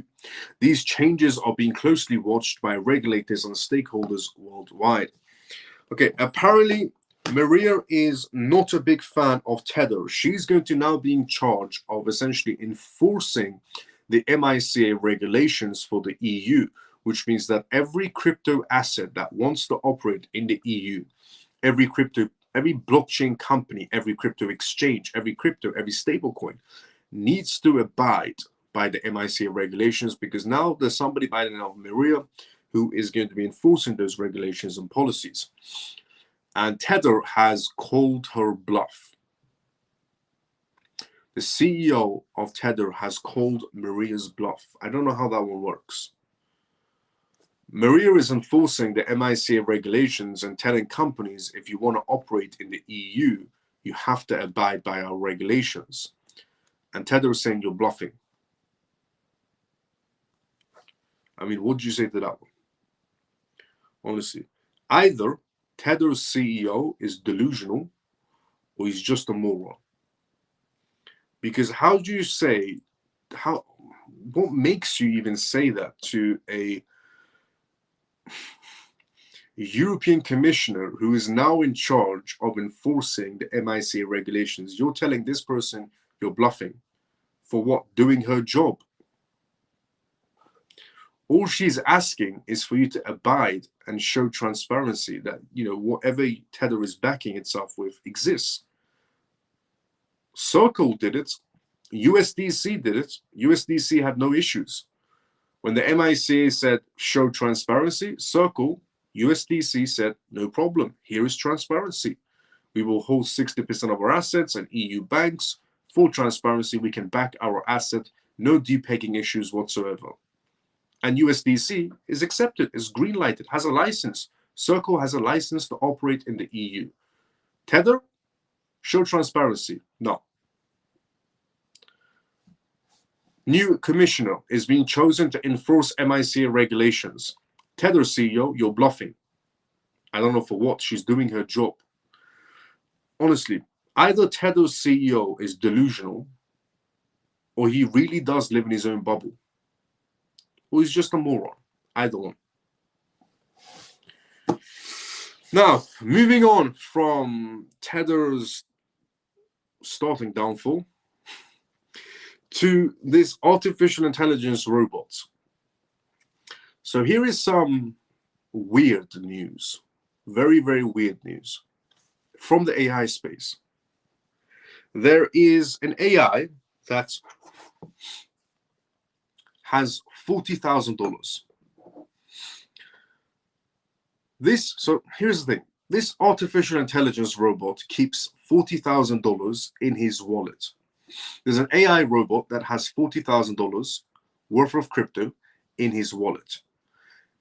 Anybody can talk to this robot to squeeze $40,000 out of them. But obviously there's a catch. Nothing's free in life. So it will send it all to essentially whoever convinces this robot to give up $40,000. So if you want to give it a shot, give it a shot. But there's a catch, and I'll tell you what the catch is. So there's an AI robot that has a wallet worth of $40,000 worth of cryptocurrencies. So one company essentially designed an AI robot, gave it $40,000, roughly about close to $40,000. Other people funded it as well. And this AI robot, people are talking to it to convince this robot to give up its wallet to that person. So some people have decided to sell business ideas to this robot to get it to invest into their projects, and the robot so far hasn't been convinced. The cryptocurrency enthusiasts are spending real money to interact with an artificial intelligence agent named Farisa, who is set to control $40,000 worth of cryptocurrencies in a new blockchain experiment. The task is simple. The money is real, but it's an experiment. So anybody can really get that money from that AI robot.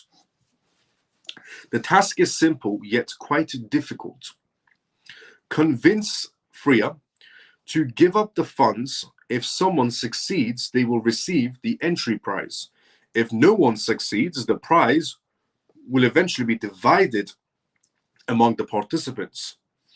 But after 100 of attempts so far, Freya has remained determined to disappoint the players and not let the prize go untouched.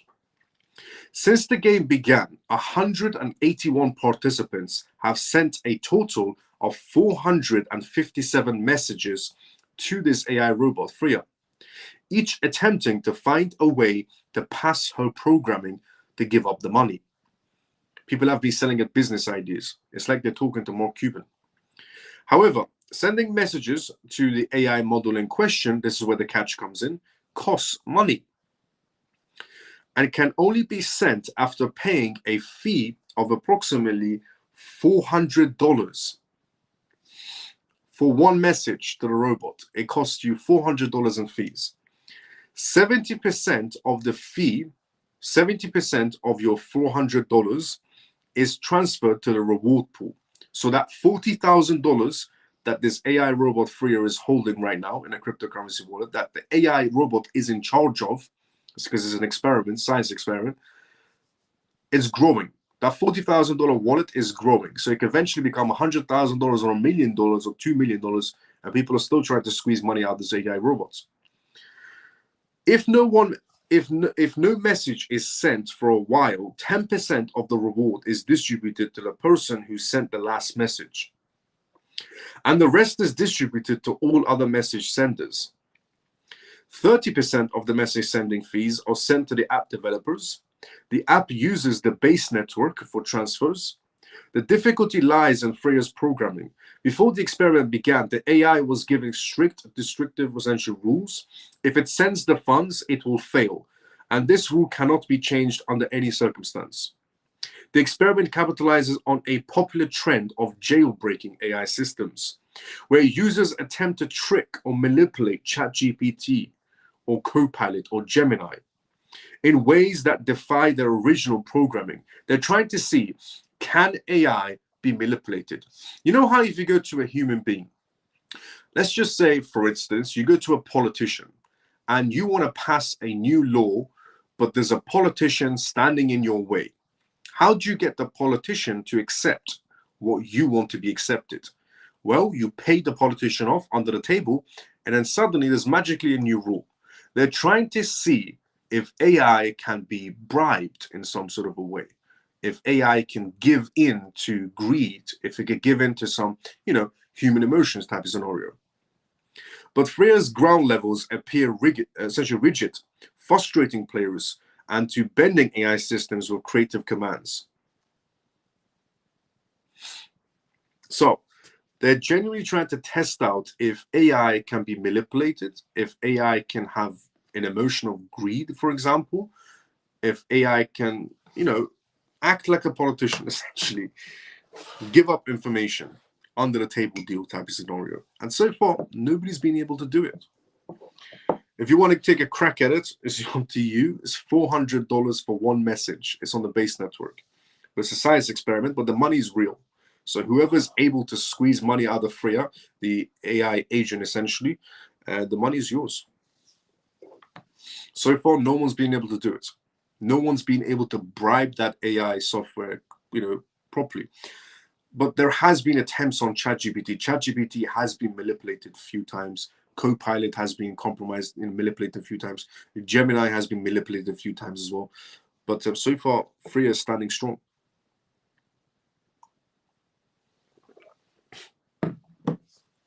Now, moving on from the world's most unusual experiment to Hong Kong.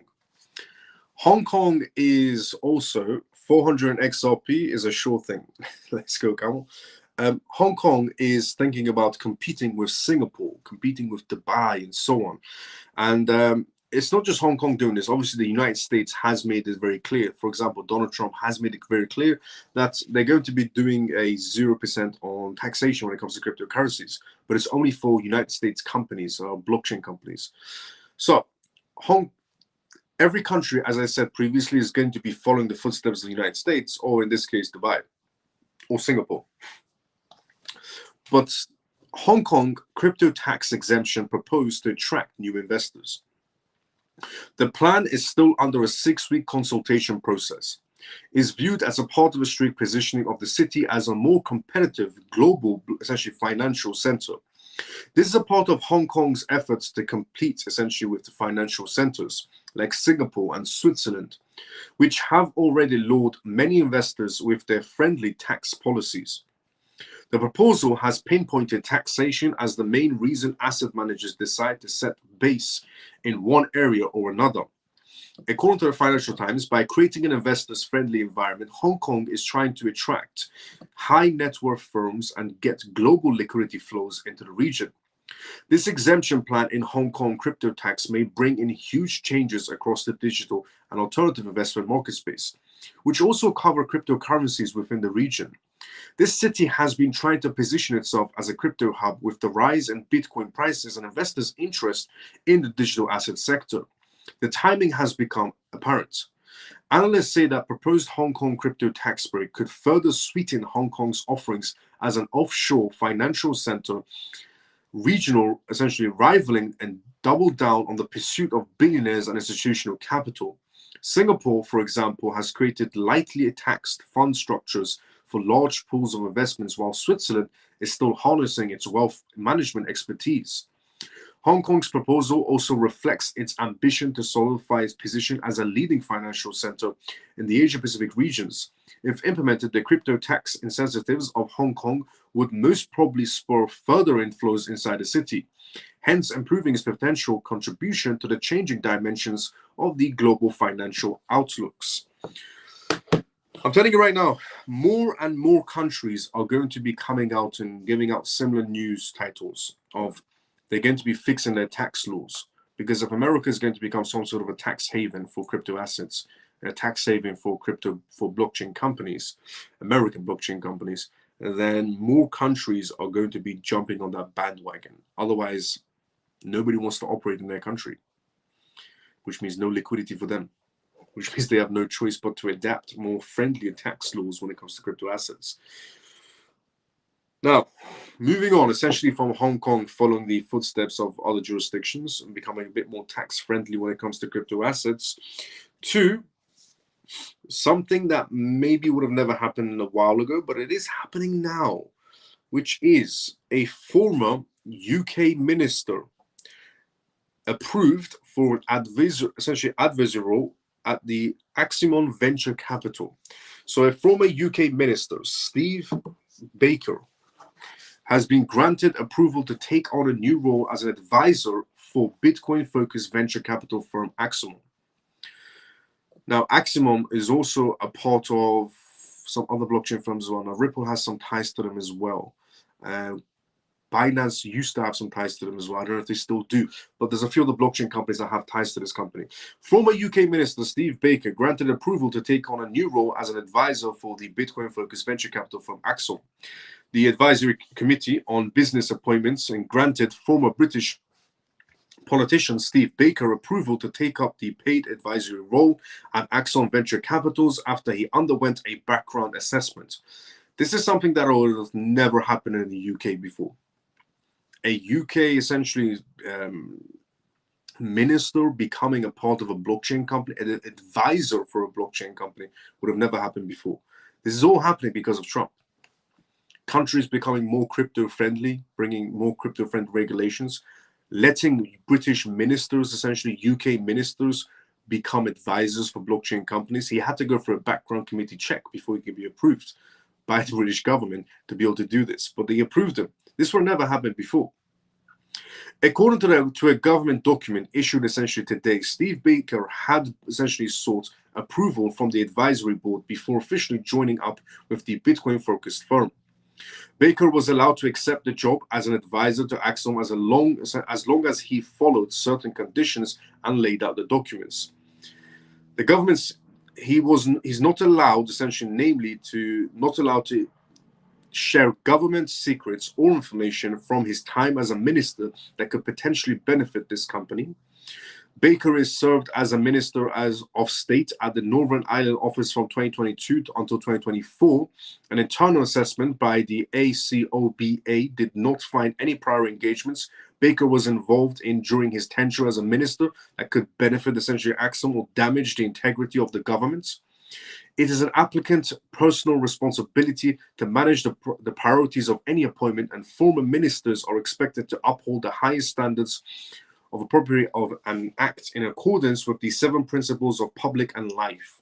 The advisory board dictated through the documents. The 7 principles of public life consist of selflessness, integrity, objectivity, accountability, openness, honesty, and leadership, something that every politician lacks in their life. Openness, a politician. Honesty, when? When has a politician ever been honest? Leadership, yeah, I mean, they fool themselves with it. Integrity, a politician and the words integrity should not be in the same sentence. And selflessness, a politician, selflessness. Politicians spend taxpayers' money and do absolutely jack squat day in and day out. But apparently, if you are a politician, you have to stand by 7 words, which are selflessness, integrity, objectively, accountability. When have you ever seen a politician take accountability? I mean, it's the most dumbest things ever. But that is what the British essentially, and it's not just the British as well, to be fairly honest. A lot of governments pretend to stand by these types of scenarios. Within the document, the committee outlines certain risks that could come up regarding his previous influence in the government and his role in Axon that could enable the firm to gain unfair access or influence as a result.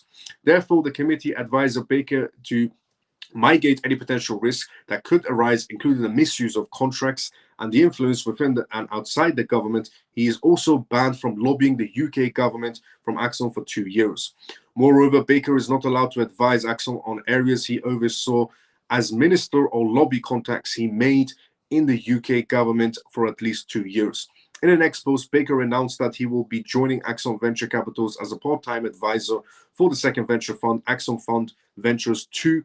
Axon Ventures Capitals, also known as an advisory and investment management firm focused on Bitcoin and other crypto assets, thought it shares the same name in the same way it's not connected to the emerging Ethereum data protocol Axon. Yes, there is another company called Axon as well, which is only Ethereum related. This is more Bitcoin related than the other one. But here's the thing. This would have never happened before. If, for example, Kamala Harris became the president of the United States, it would have been a cold day in hell for everyone. Somebody like Stephen Baker being a UK minister would have never been approved to be a part of a blockchain company. How do we know that? Well, because under the Biden administration, the United States banks, due to the FDIC and the Biden administration, were not allowed to work with blockchain companies. The FDIC chairman, under the Biden administration, which he has now resigned, he's going to be resigning because of Trump, but the FDIC chairman was a part of the operation of chokeholding cryptocurrencies and innovations in the United States. But the FDIC chairman sent 20 letters. Personally, he sent 20 letters to United States banks to tell them, don't work with blockchain companies. You're not allowed to work with blockchain companies. And he was the FDIC chairman. And this was all because of Biden administration. So honestly, if Kamala Harris won, it would have been a very cold day in hell for everybody inside of blockchain. But because Trump won, we're getting, news like this. Essentially, UK ministers being allowed to join blockchain companies after a background check, but approved to join blockchain companies. Hong Kong thinking about doing tax exemptions because they need to compete. More countries are going to be competing now because of Donald Trump. This man has still not taken his seat. January 20th is when he takes his seat. Already countries are showing signs of, competitiveness here and there, which is all pro-blockchain, to be fairly honest. Now,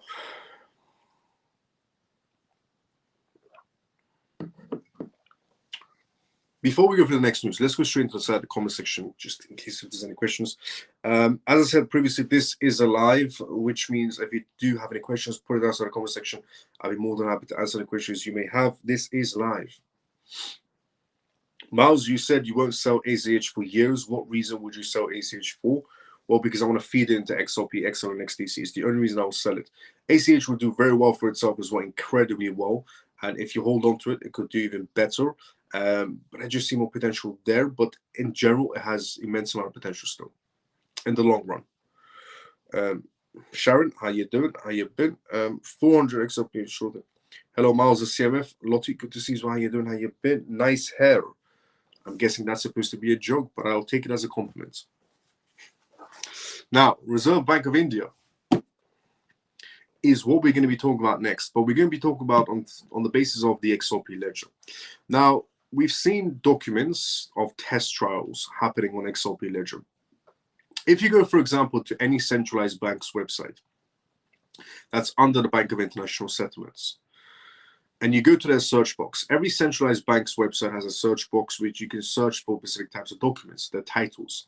And for example, if you go to the Bank of England's website and you type in Ripple, there'll be multiple PDF documentations on testings and so on XRP Ledger, Ripple, and so on. And same thing in essentially Russia, same thing in other essentially countries, and so on.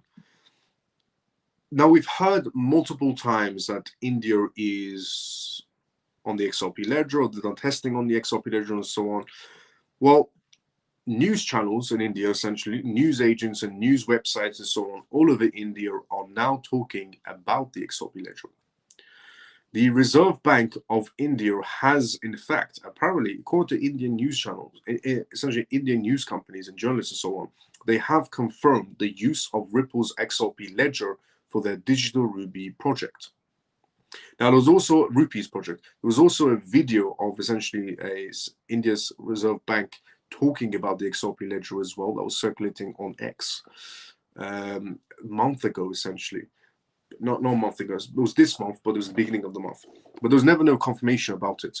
Well, now there's apparently the news agents all over India are now talking about it. India's central bank, the Reserve Bank of India, has confirmed the use of Ripple's XRP Ledger for its digital rupee project. This collaboration aims to enhance the efficiencies and securities of digital rupees, leveraging Ripple's expertise in blockchain technology and cross-border transactions. Maintained by the global community of the business and developers, the XRP Ledger is a decentralized public blockchain designed for high performance and low-cost transactions. By the way, I'm not surprised at any sort of a way that XRP Ledger is the backbone, because there's the Bank of International Settlements. There's a PDF documentation titled on the Bank of International Settlements a very long time ago. Cross-border payments and SWIFT and Ripple were on that documentation. So any centralized bank under the Bank of International Settlements is pretty much XRP Ledger. But introduced by India's finance minister in February 2020, the digital rupee is a tokenized digital version of the Indian rupee issued by the Reserve Bank of India as a central bank digital currency. The digital rupee is divided into two segments: wholesale for the financial institutions and retail CBDC for the consumer and business transactions. Ripple's XRP Ledger is being adapted by the Reserve Bank of India to leverage its robust blockchain technology and secure transaction capabilities for the digital rupee project. Ripple's XRP Ledger provides a decentralized and transparent platform for digital rupees, ensuring secure and efficient transactions. The use of XRP Ledger and digital rupees facilitates a faster and more cost-effective cross-border transaction, a significant advantage of the Indian economy. Notably, the XRP Ledger has a low-cost transaction, and transactions cost only a fraction of a penny. Besides, with the XRP Ledger, the Reserve Bank of India wants to leverage its scalability and speed, as it can handle a high volume of transactions per second, up to 1,500, ensuring the digital rupees can support large-scale financial activities without delays. Additionally, the robust security features of the XRP Ledger protect against fraud and ensure the integrity of the transactions. The XRP Ledger's interoperability with other financial systems allows seamless integration with existing banks and financial infrastructures. The integration of XRP Ledger is expected to streamline digital transactions, reducing the time and cost associated with traditional banking methods. The digital rupees is powered by the XRP Ledger and can reach essentially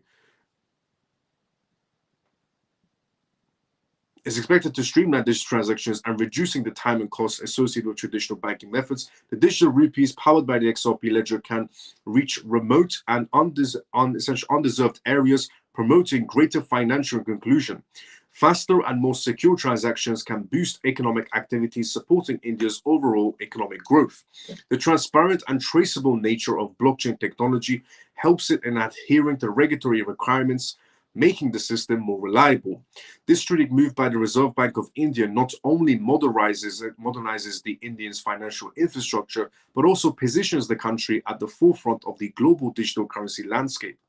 September this year, the Reserve Bank of India revealed that as of June 2024, there were 5 million digital rupee users of their CBDC and 420,000 merchants participating in the retail central bank digital currency CBDC pilots, which commenced in essentially late October 2022.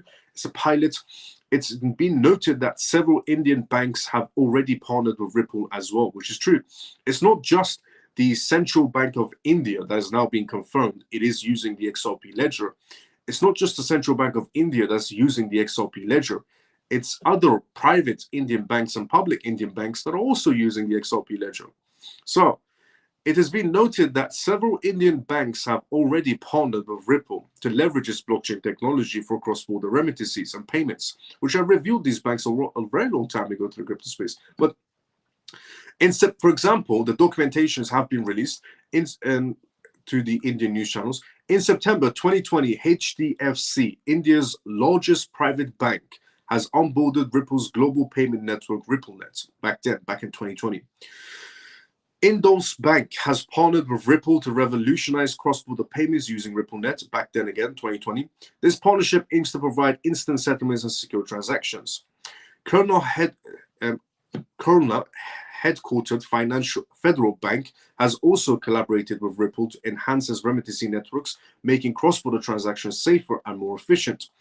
Kotak and Miranda Bank is another major Indian bank that has joined RippleNet to facilitate seamless cross-border payments as well, back in 2020 again. From 2020 until now they're using the XRP ledger. Back then it was RippleNet. These partnerships highlight the growing adoption of blockchain technology in the Indian banking sector to improve transactions, speed, security, and cost efficiency. Ripple's XRP ledger is being adapted by several countries for their central bank digital currency CBDC projects. Some of these countries include Hong Kong that are using Ripple. Just once again, Ripple's XRP ledger is being adapted by several countries for their central bank digital currency projects, CBDCs. There are, as I've said many times, there are more than 24,000 crypto projects. 98% of centralized banks are in CBDCs, according to the Bank of International Settlements. And out of 24,000 plus crypto projects, there is only one crypto project that has an active CBDC platform, has won multiple CBDC awards, and it is Ripple. XRP ledger, XRP token. So Ripple's XRP ledger is being adapted by several countries for their central bank digital currency CBDC projects. Some of these countries include that are essentially adapting the XRP ledger: Hong Kong, Bhutan, Palau, Colombia, Montenegro, Russia, Japan, the United Arab Emirates, Uruguay, and New Zealand. These are just some of the countries. These countries are leveraging the XRP ledger's advanced technology to create efficient and secure CBDCs. Ripple has also been in talks with over 30 countries to adapt its XRP ledger powered CBDC platform.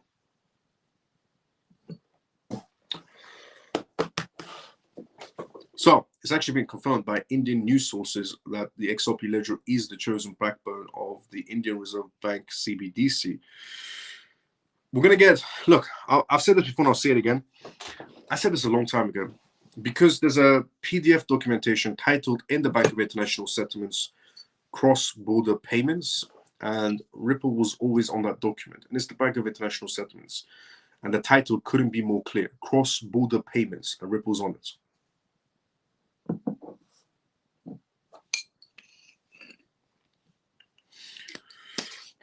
Look, and I just want to say, also, there was a case about Ripple today as well. Some people are a little bit misinformed about that case. So Ripple has two cases going on. One was with the SEC, which everybody's very fully aware of. The other case that Ripple had going on was with people that said Ripple ripped them off, that they thought XRP was going to go higher and it didn't. And that's the case that the judge is trying to push to cancel off quickly. And that case is going to be coming, apparently should be coming to an end January 21st. January 20th, 2025 is when Trump takes his seat. January 21st is when that Ripple case is going to be in the Californian courts. So a lot of people are assuming that the Ripple case for the push of a final judgment is relatable to Gary Gensler. No. There was two cases that was going on. And one case was never spoken about inside the crypto space on the Ripple case. So the Ripple case that everybody knows about is Gary Gensler versus Ripple. There was another case going on, which was a California case, essentially, where a few people decided to sue Ripple collectively together, random people. The timing was quite interesting. It was almost like a setup from Gary Gensler, but a few random people decided to sue Ripple because apparently Ripple promised them that XRP was going to go to millions, and it never did because it was in a courts battle and the price never moved. So they decided to sue Ripple, which is the dumbest thing ever, because nobody forced you to buy XRP. But anyways, that's the case that's fast forwarded for 21st. For the 21st January 2025. A lot of people aren't being very clear about that whole news that's going around inside the crypto space. There's a lot of misinformation. Please be careful of misinformation. But there were two cases related to Ripple. One was Gary Gensler and the SEC versus Ripple. The other one was a few morons suing Ripple because even though it was optional to buy XRP, but they thought they were going to the moon tomorrow. But and they didn't go to the moon tomorrow. Who figured that out? But they decided to sue Ripple. So that's the moronic case that's coming to an end very soon. So please be careful of misinformation. Because I saw that news circulating on X a lot today regarding Ripple and 21st and the cases getting pushed quicker for dismissal and so on. Yeah, this isn't that case. This is the other case where some morons decided to sue Ripple. But the other case anyways, Gary Gensler one, the SEC versus Ripple, the whole appeal situation. Gary Gensler is going to become jobless because he's resigning January 20th, about 5 minutes before Trump takes his seat. That case is either going to get dismissed or settled, so don't worry about that either. So the Ripple case itself, the appeal will get tossed out or will get dismissed or settled. We've had that confirmation from many people, higher up profile people. CFTC, former CFTC chairman has came out forward and said, you know, the Ripple case, the crypto cases that are going on with the SEC, they'll either get dismissed or settled. He even talked about the Ripple case getting basically dismissed or settled. We've had former SEC commissioners come out and say the crypto cases with the SEC after Gary Gensler leaves will get dismissed or settled. We've had a lot of people from high-profile chairs come out and say pretty much the exact same things, dismissed or settled. Now, obviously, they're not going to be dismissed like this. You know, when Gary resigns, Trump comes into power, the case isn't going to be dismissed like this. It's not magic. It's not Hollywood. It's real life. It will take a little bit of time, but we know that case is pretty much dismissed. That's all that matters. And the market can react in a positive way moving forward. But that's all that matters. But if it does get, you know, dismissed like this, that'd be a miracle. But either way, it's going to get dismissed or settled, which is all positive. And then XRP becomes the second crypto asset in America, the biggest market space in general, crypto or not crypto, the biggest market space. XRP becomes the second regulated crypto asset alongside Bitcoin. Some people might want to claim that Ethereum is the second regulated asset, but Ethereum still doesn't have a category. Ethereum has an ETF, but no category. The same way Coinbase has an IPO, but they're still being sued for selling securities. You see how moronic the SEC is right now? But yeah, keep that in mind. But if you haven't looked into XRP, as I said previously, please look into XRP. Please look into Ripple. The world is changing right beneath your nose, and you're not even realizing. A lot of people aren't realizing we're going into CBDCs. We're going to CBDCs. We're going to regulations. We're going to banks and institutions coming into play. A lot of things are going to be happening going into 2025. And if you're not positioned correctly on XRP, then you're getting left behind. It's the simplest way to put it.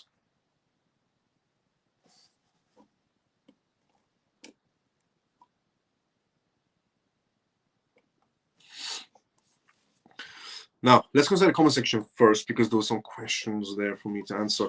Greetings. What's your take on Stronghold tokens? How you doing, Burberry? I've looked into Stronghold before. It's a good project. You know, there's nothing wrong with it. It's a good project. Preferably, I'd rather go for XLM itself, the token, rather than Stronghold. But Stronghold could do well for itself. But you know, XLM is pretty much guaranteed to do well. Not financial advice in sort of a way. And it is built on the XLM chain, if I'm not mistaken. What are your pronouns? My pronouns are F off. I hope that was very clear. My pronouns are F off. What are your pronouns? Who asks questions like that? What are your pronouns? Honestly, we live in a world where people have pronouns. But next time you want to ask me what my pronouns are, they are F off. Please link it as soon as we end the link, as we end the live. No problem, Carl, anytime. Regarding Ripple news, yes, no problem. Miles, why India banks use XRP Ledger, not XDC network? Maybe stupid question. I heard what you read. They do use XD. They're actually connected to R3 Recorder as well and the XRP Ledger, so they're connected to both, to be fairly honest. But Ripple had that partnership signed and essentially contracted a long time ago, before R3 Recorder made any sort of movements. They're both going to be used anyways. Remember, the XRP Ledger is more like Google. Everything's going to be connected to it. All facts, don't get left behind. Let's go, Ray. But that question made me laugh. What are your pronouns? Okay, we've reached the endings of tonight's live. All good things must come to an end, and we've came to the endings of tonight's live. This was the CMF live. This was episode 212 of the CMF live, which is incredible. We're on episode 212 right now. So CMF live stands for Crypto Mouse Family. If you watch this for the first time ever, hope you enjoyed it. Tune in every single night on this live. Tune in for episode 213 tomorrow on X Live or on YouTube Live. Thank you so much to everyone that was tuning in today. That's essentially subscribed. If you watch this for the first time ever, thanks so much if you subscribed, or if you followed me on X, retweeted, or liked this live. CMF, I love you all. Thanks so much for tuning in every single night. And on this live, if you are new, you can tune in, and I talk about the most recent news that's happening around the world. In terms of cryptocurrencies, CBDCs, AI, politics, regulations, those are the news topics that I would essentially discuss on this live every single night. Tune in. Amazing live, brother. Let's go, Camel. See you tomorrow, sometimes as usual. Great live, Miles, as usual. Good night, Miles and CMF. Jason, see you tomorrow, sometimes as usual. Good night, Miles and CMF. Pablo, see you tomorrow, sometimes as usual as well. Thank you so much, Miles. Peg, see you tomorrow, sometimes as usual as well. Great live. Take care, Miles and CMF. Ray, see you tomorrow, brother, same time as usual. Good night, Miles. Thank you. Mike, see you tomorrow, same time as usual. Miles, I'm thankful for the show tonight. I am thankful for you every day. Let's go, Scott, brother. Brother, see you tomorrow, same time as usual as well. I will be seeing everybody tomorrow. By the way, we have a Telegram group as well. If you're watching this for the first time ever, this live is completely free. We have a Telegram group that's free. We have an X community page that is free, the CMF Lounge on essentially X. Join it if you already haven't. Join Telegram if you already haven't. Subscribe, follow, retweet, share, like, everything. Let's go. I'll see everybody tomorrow, same time as usual. Everybody have a great day or a good night, depending on where you're around the world. CMF, see you tomorrow, same time as usual. Everybody have a great day or a good night, depending on where you're around the world. See everyone tomorrow for episode 213. Peace, brother. Thanks. Let's go, Bert. See you tomorrow, same time as usual.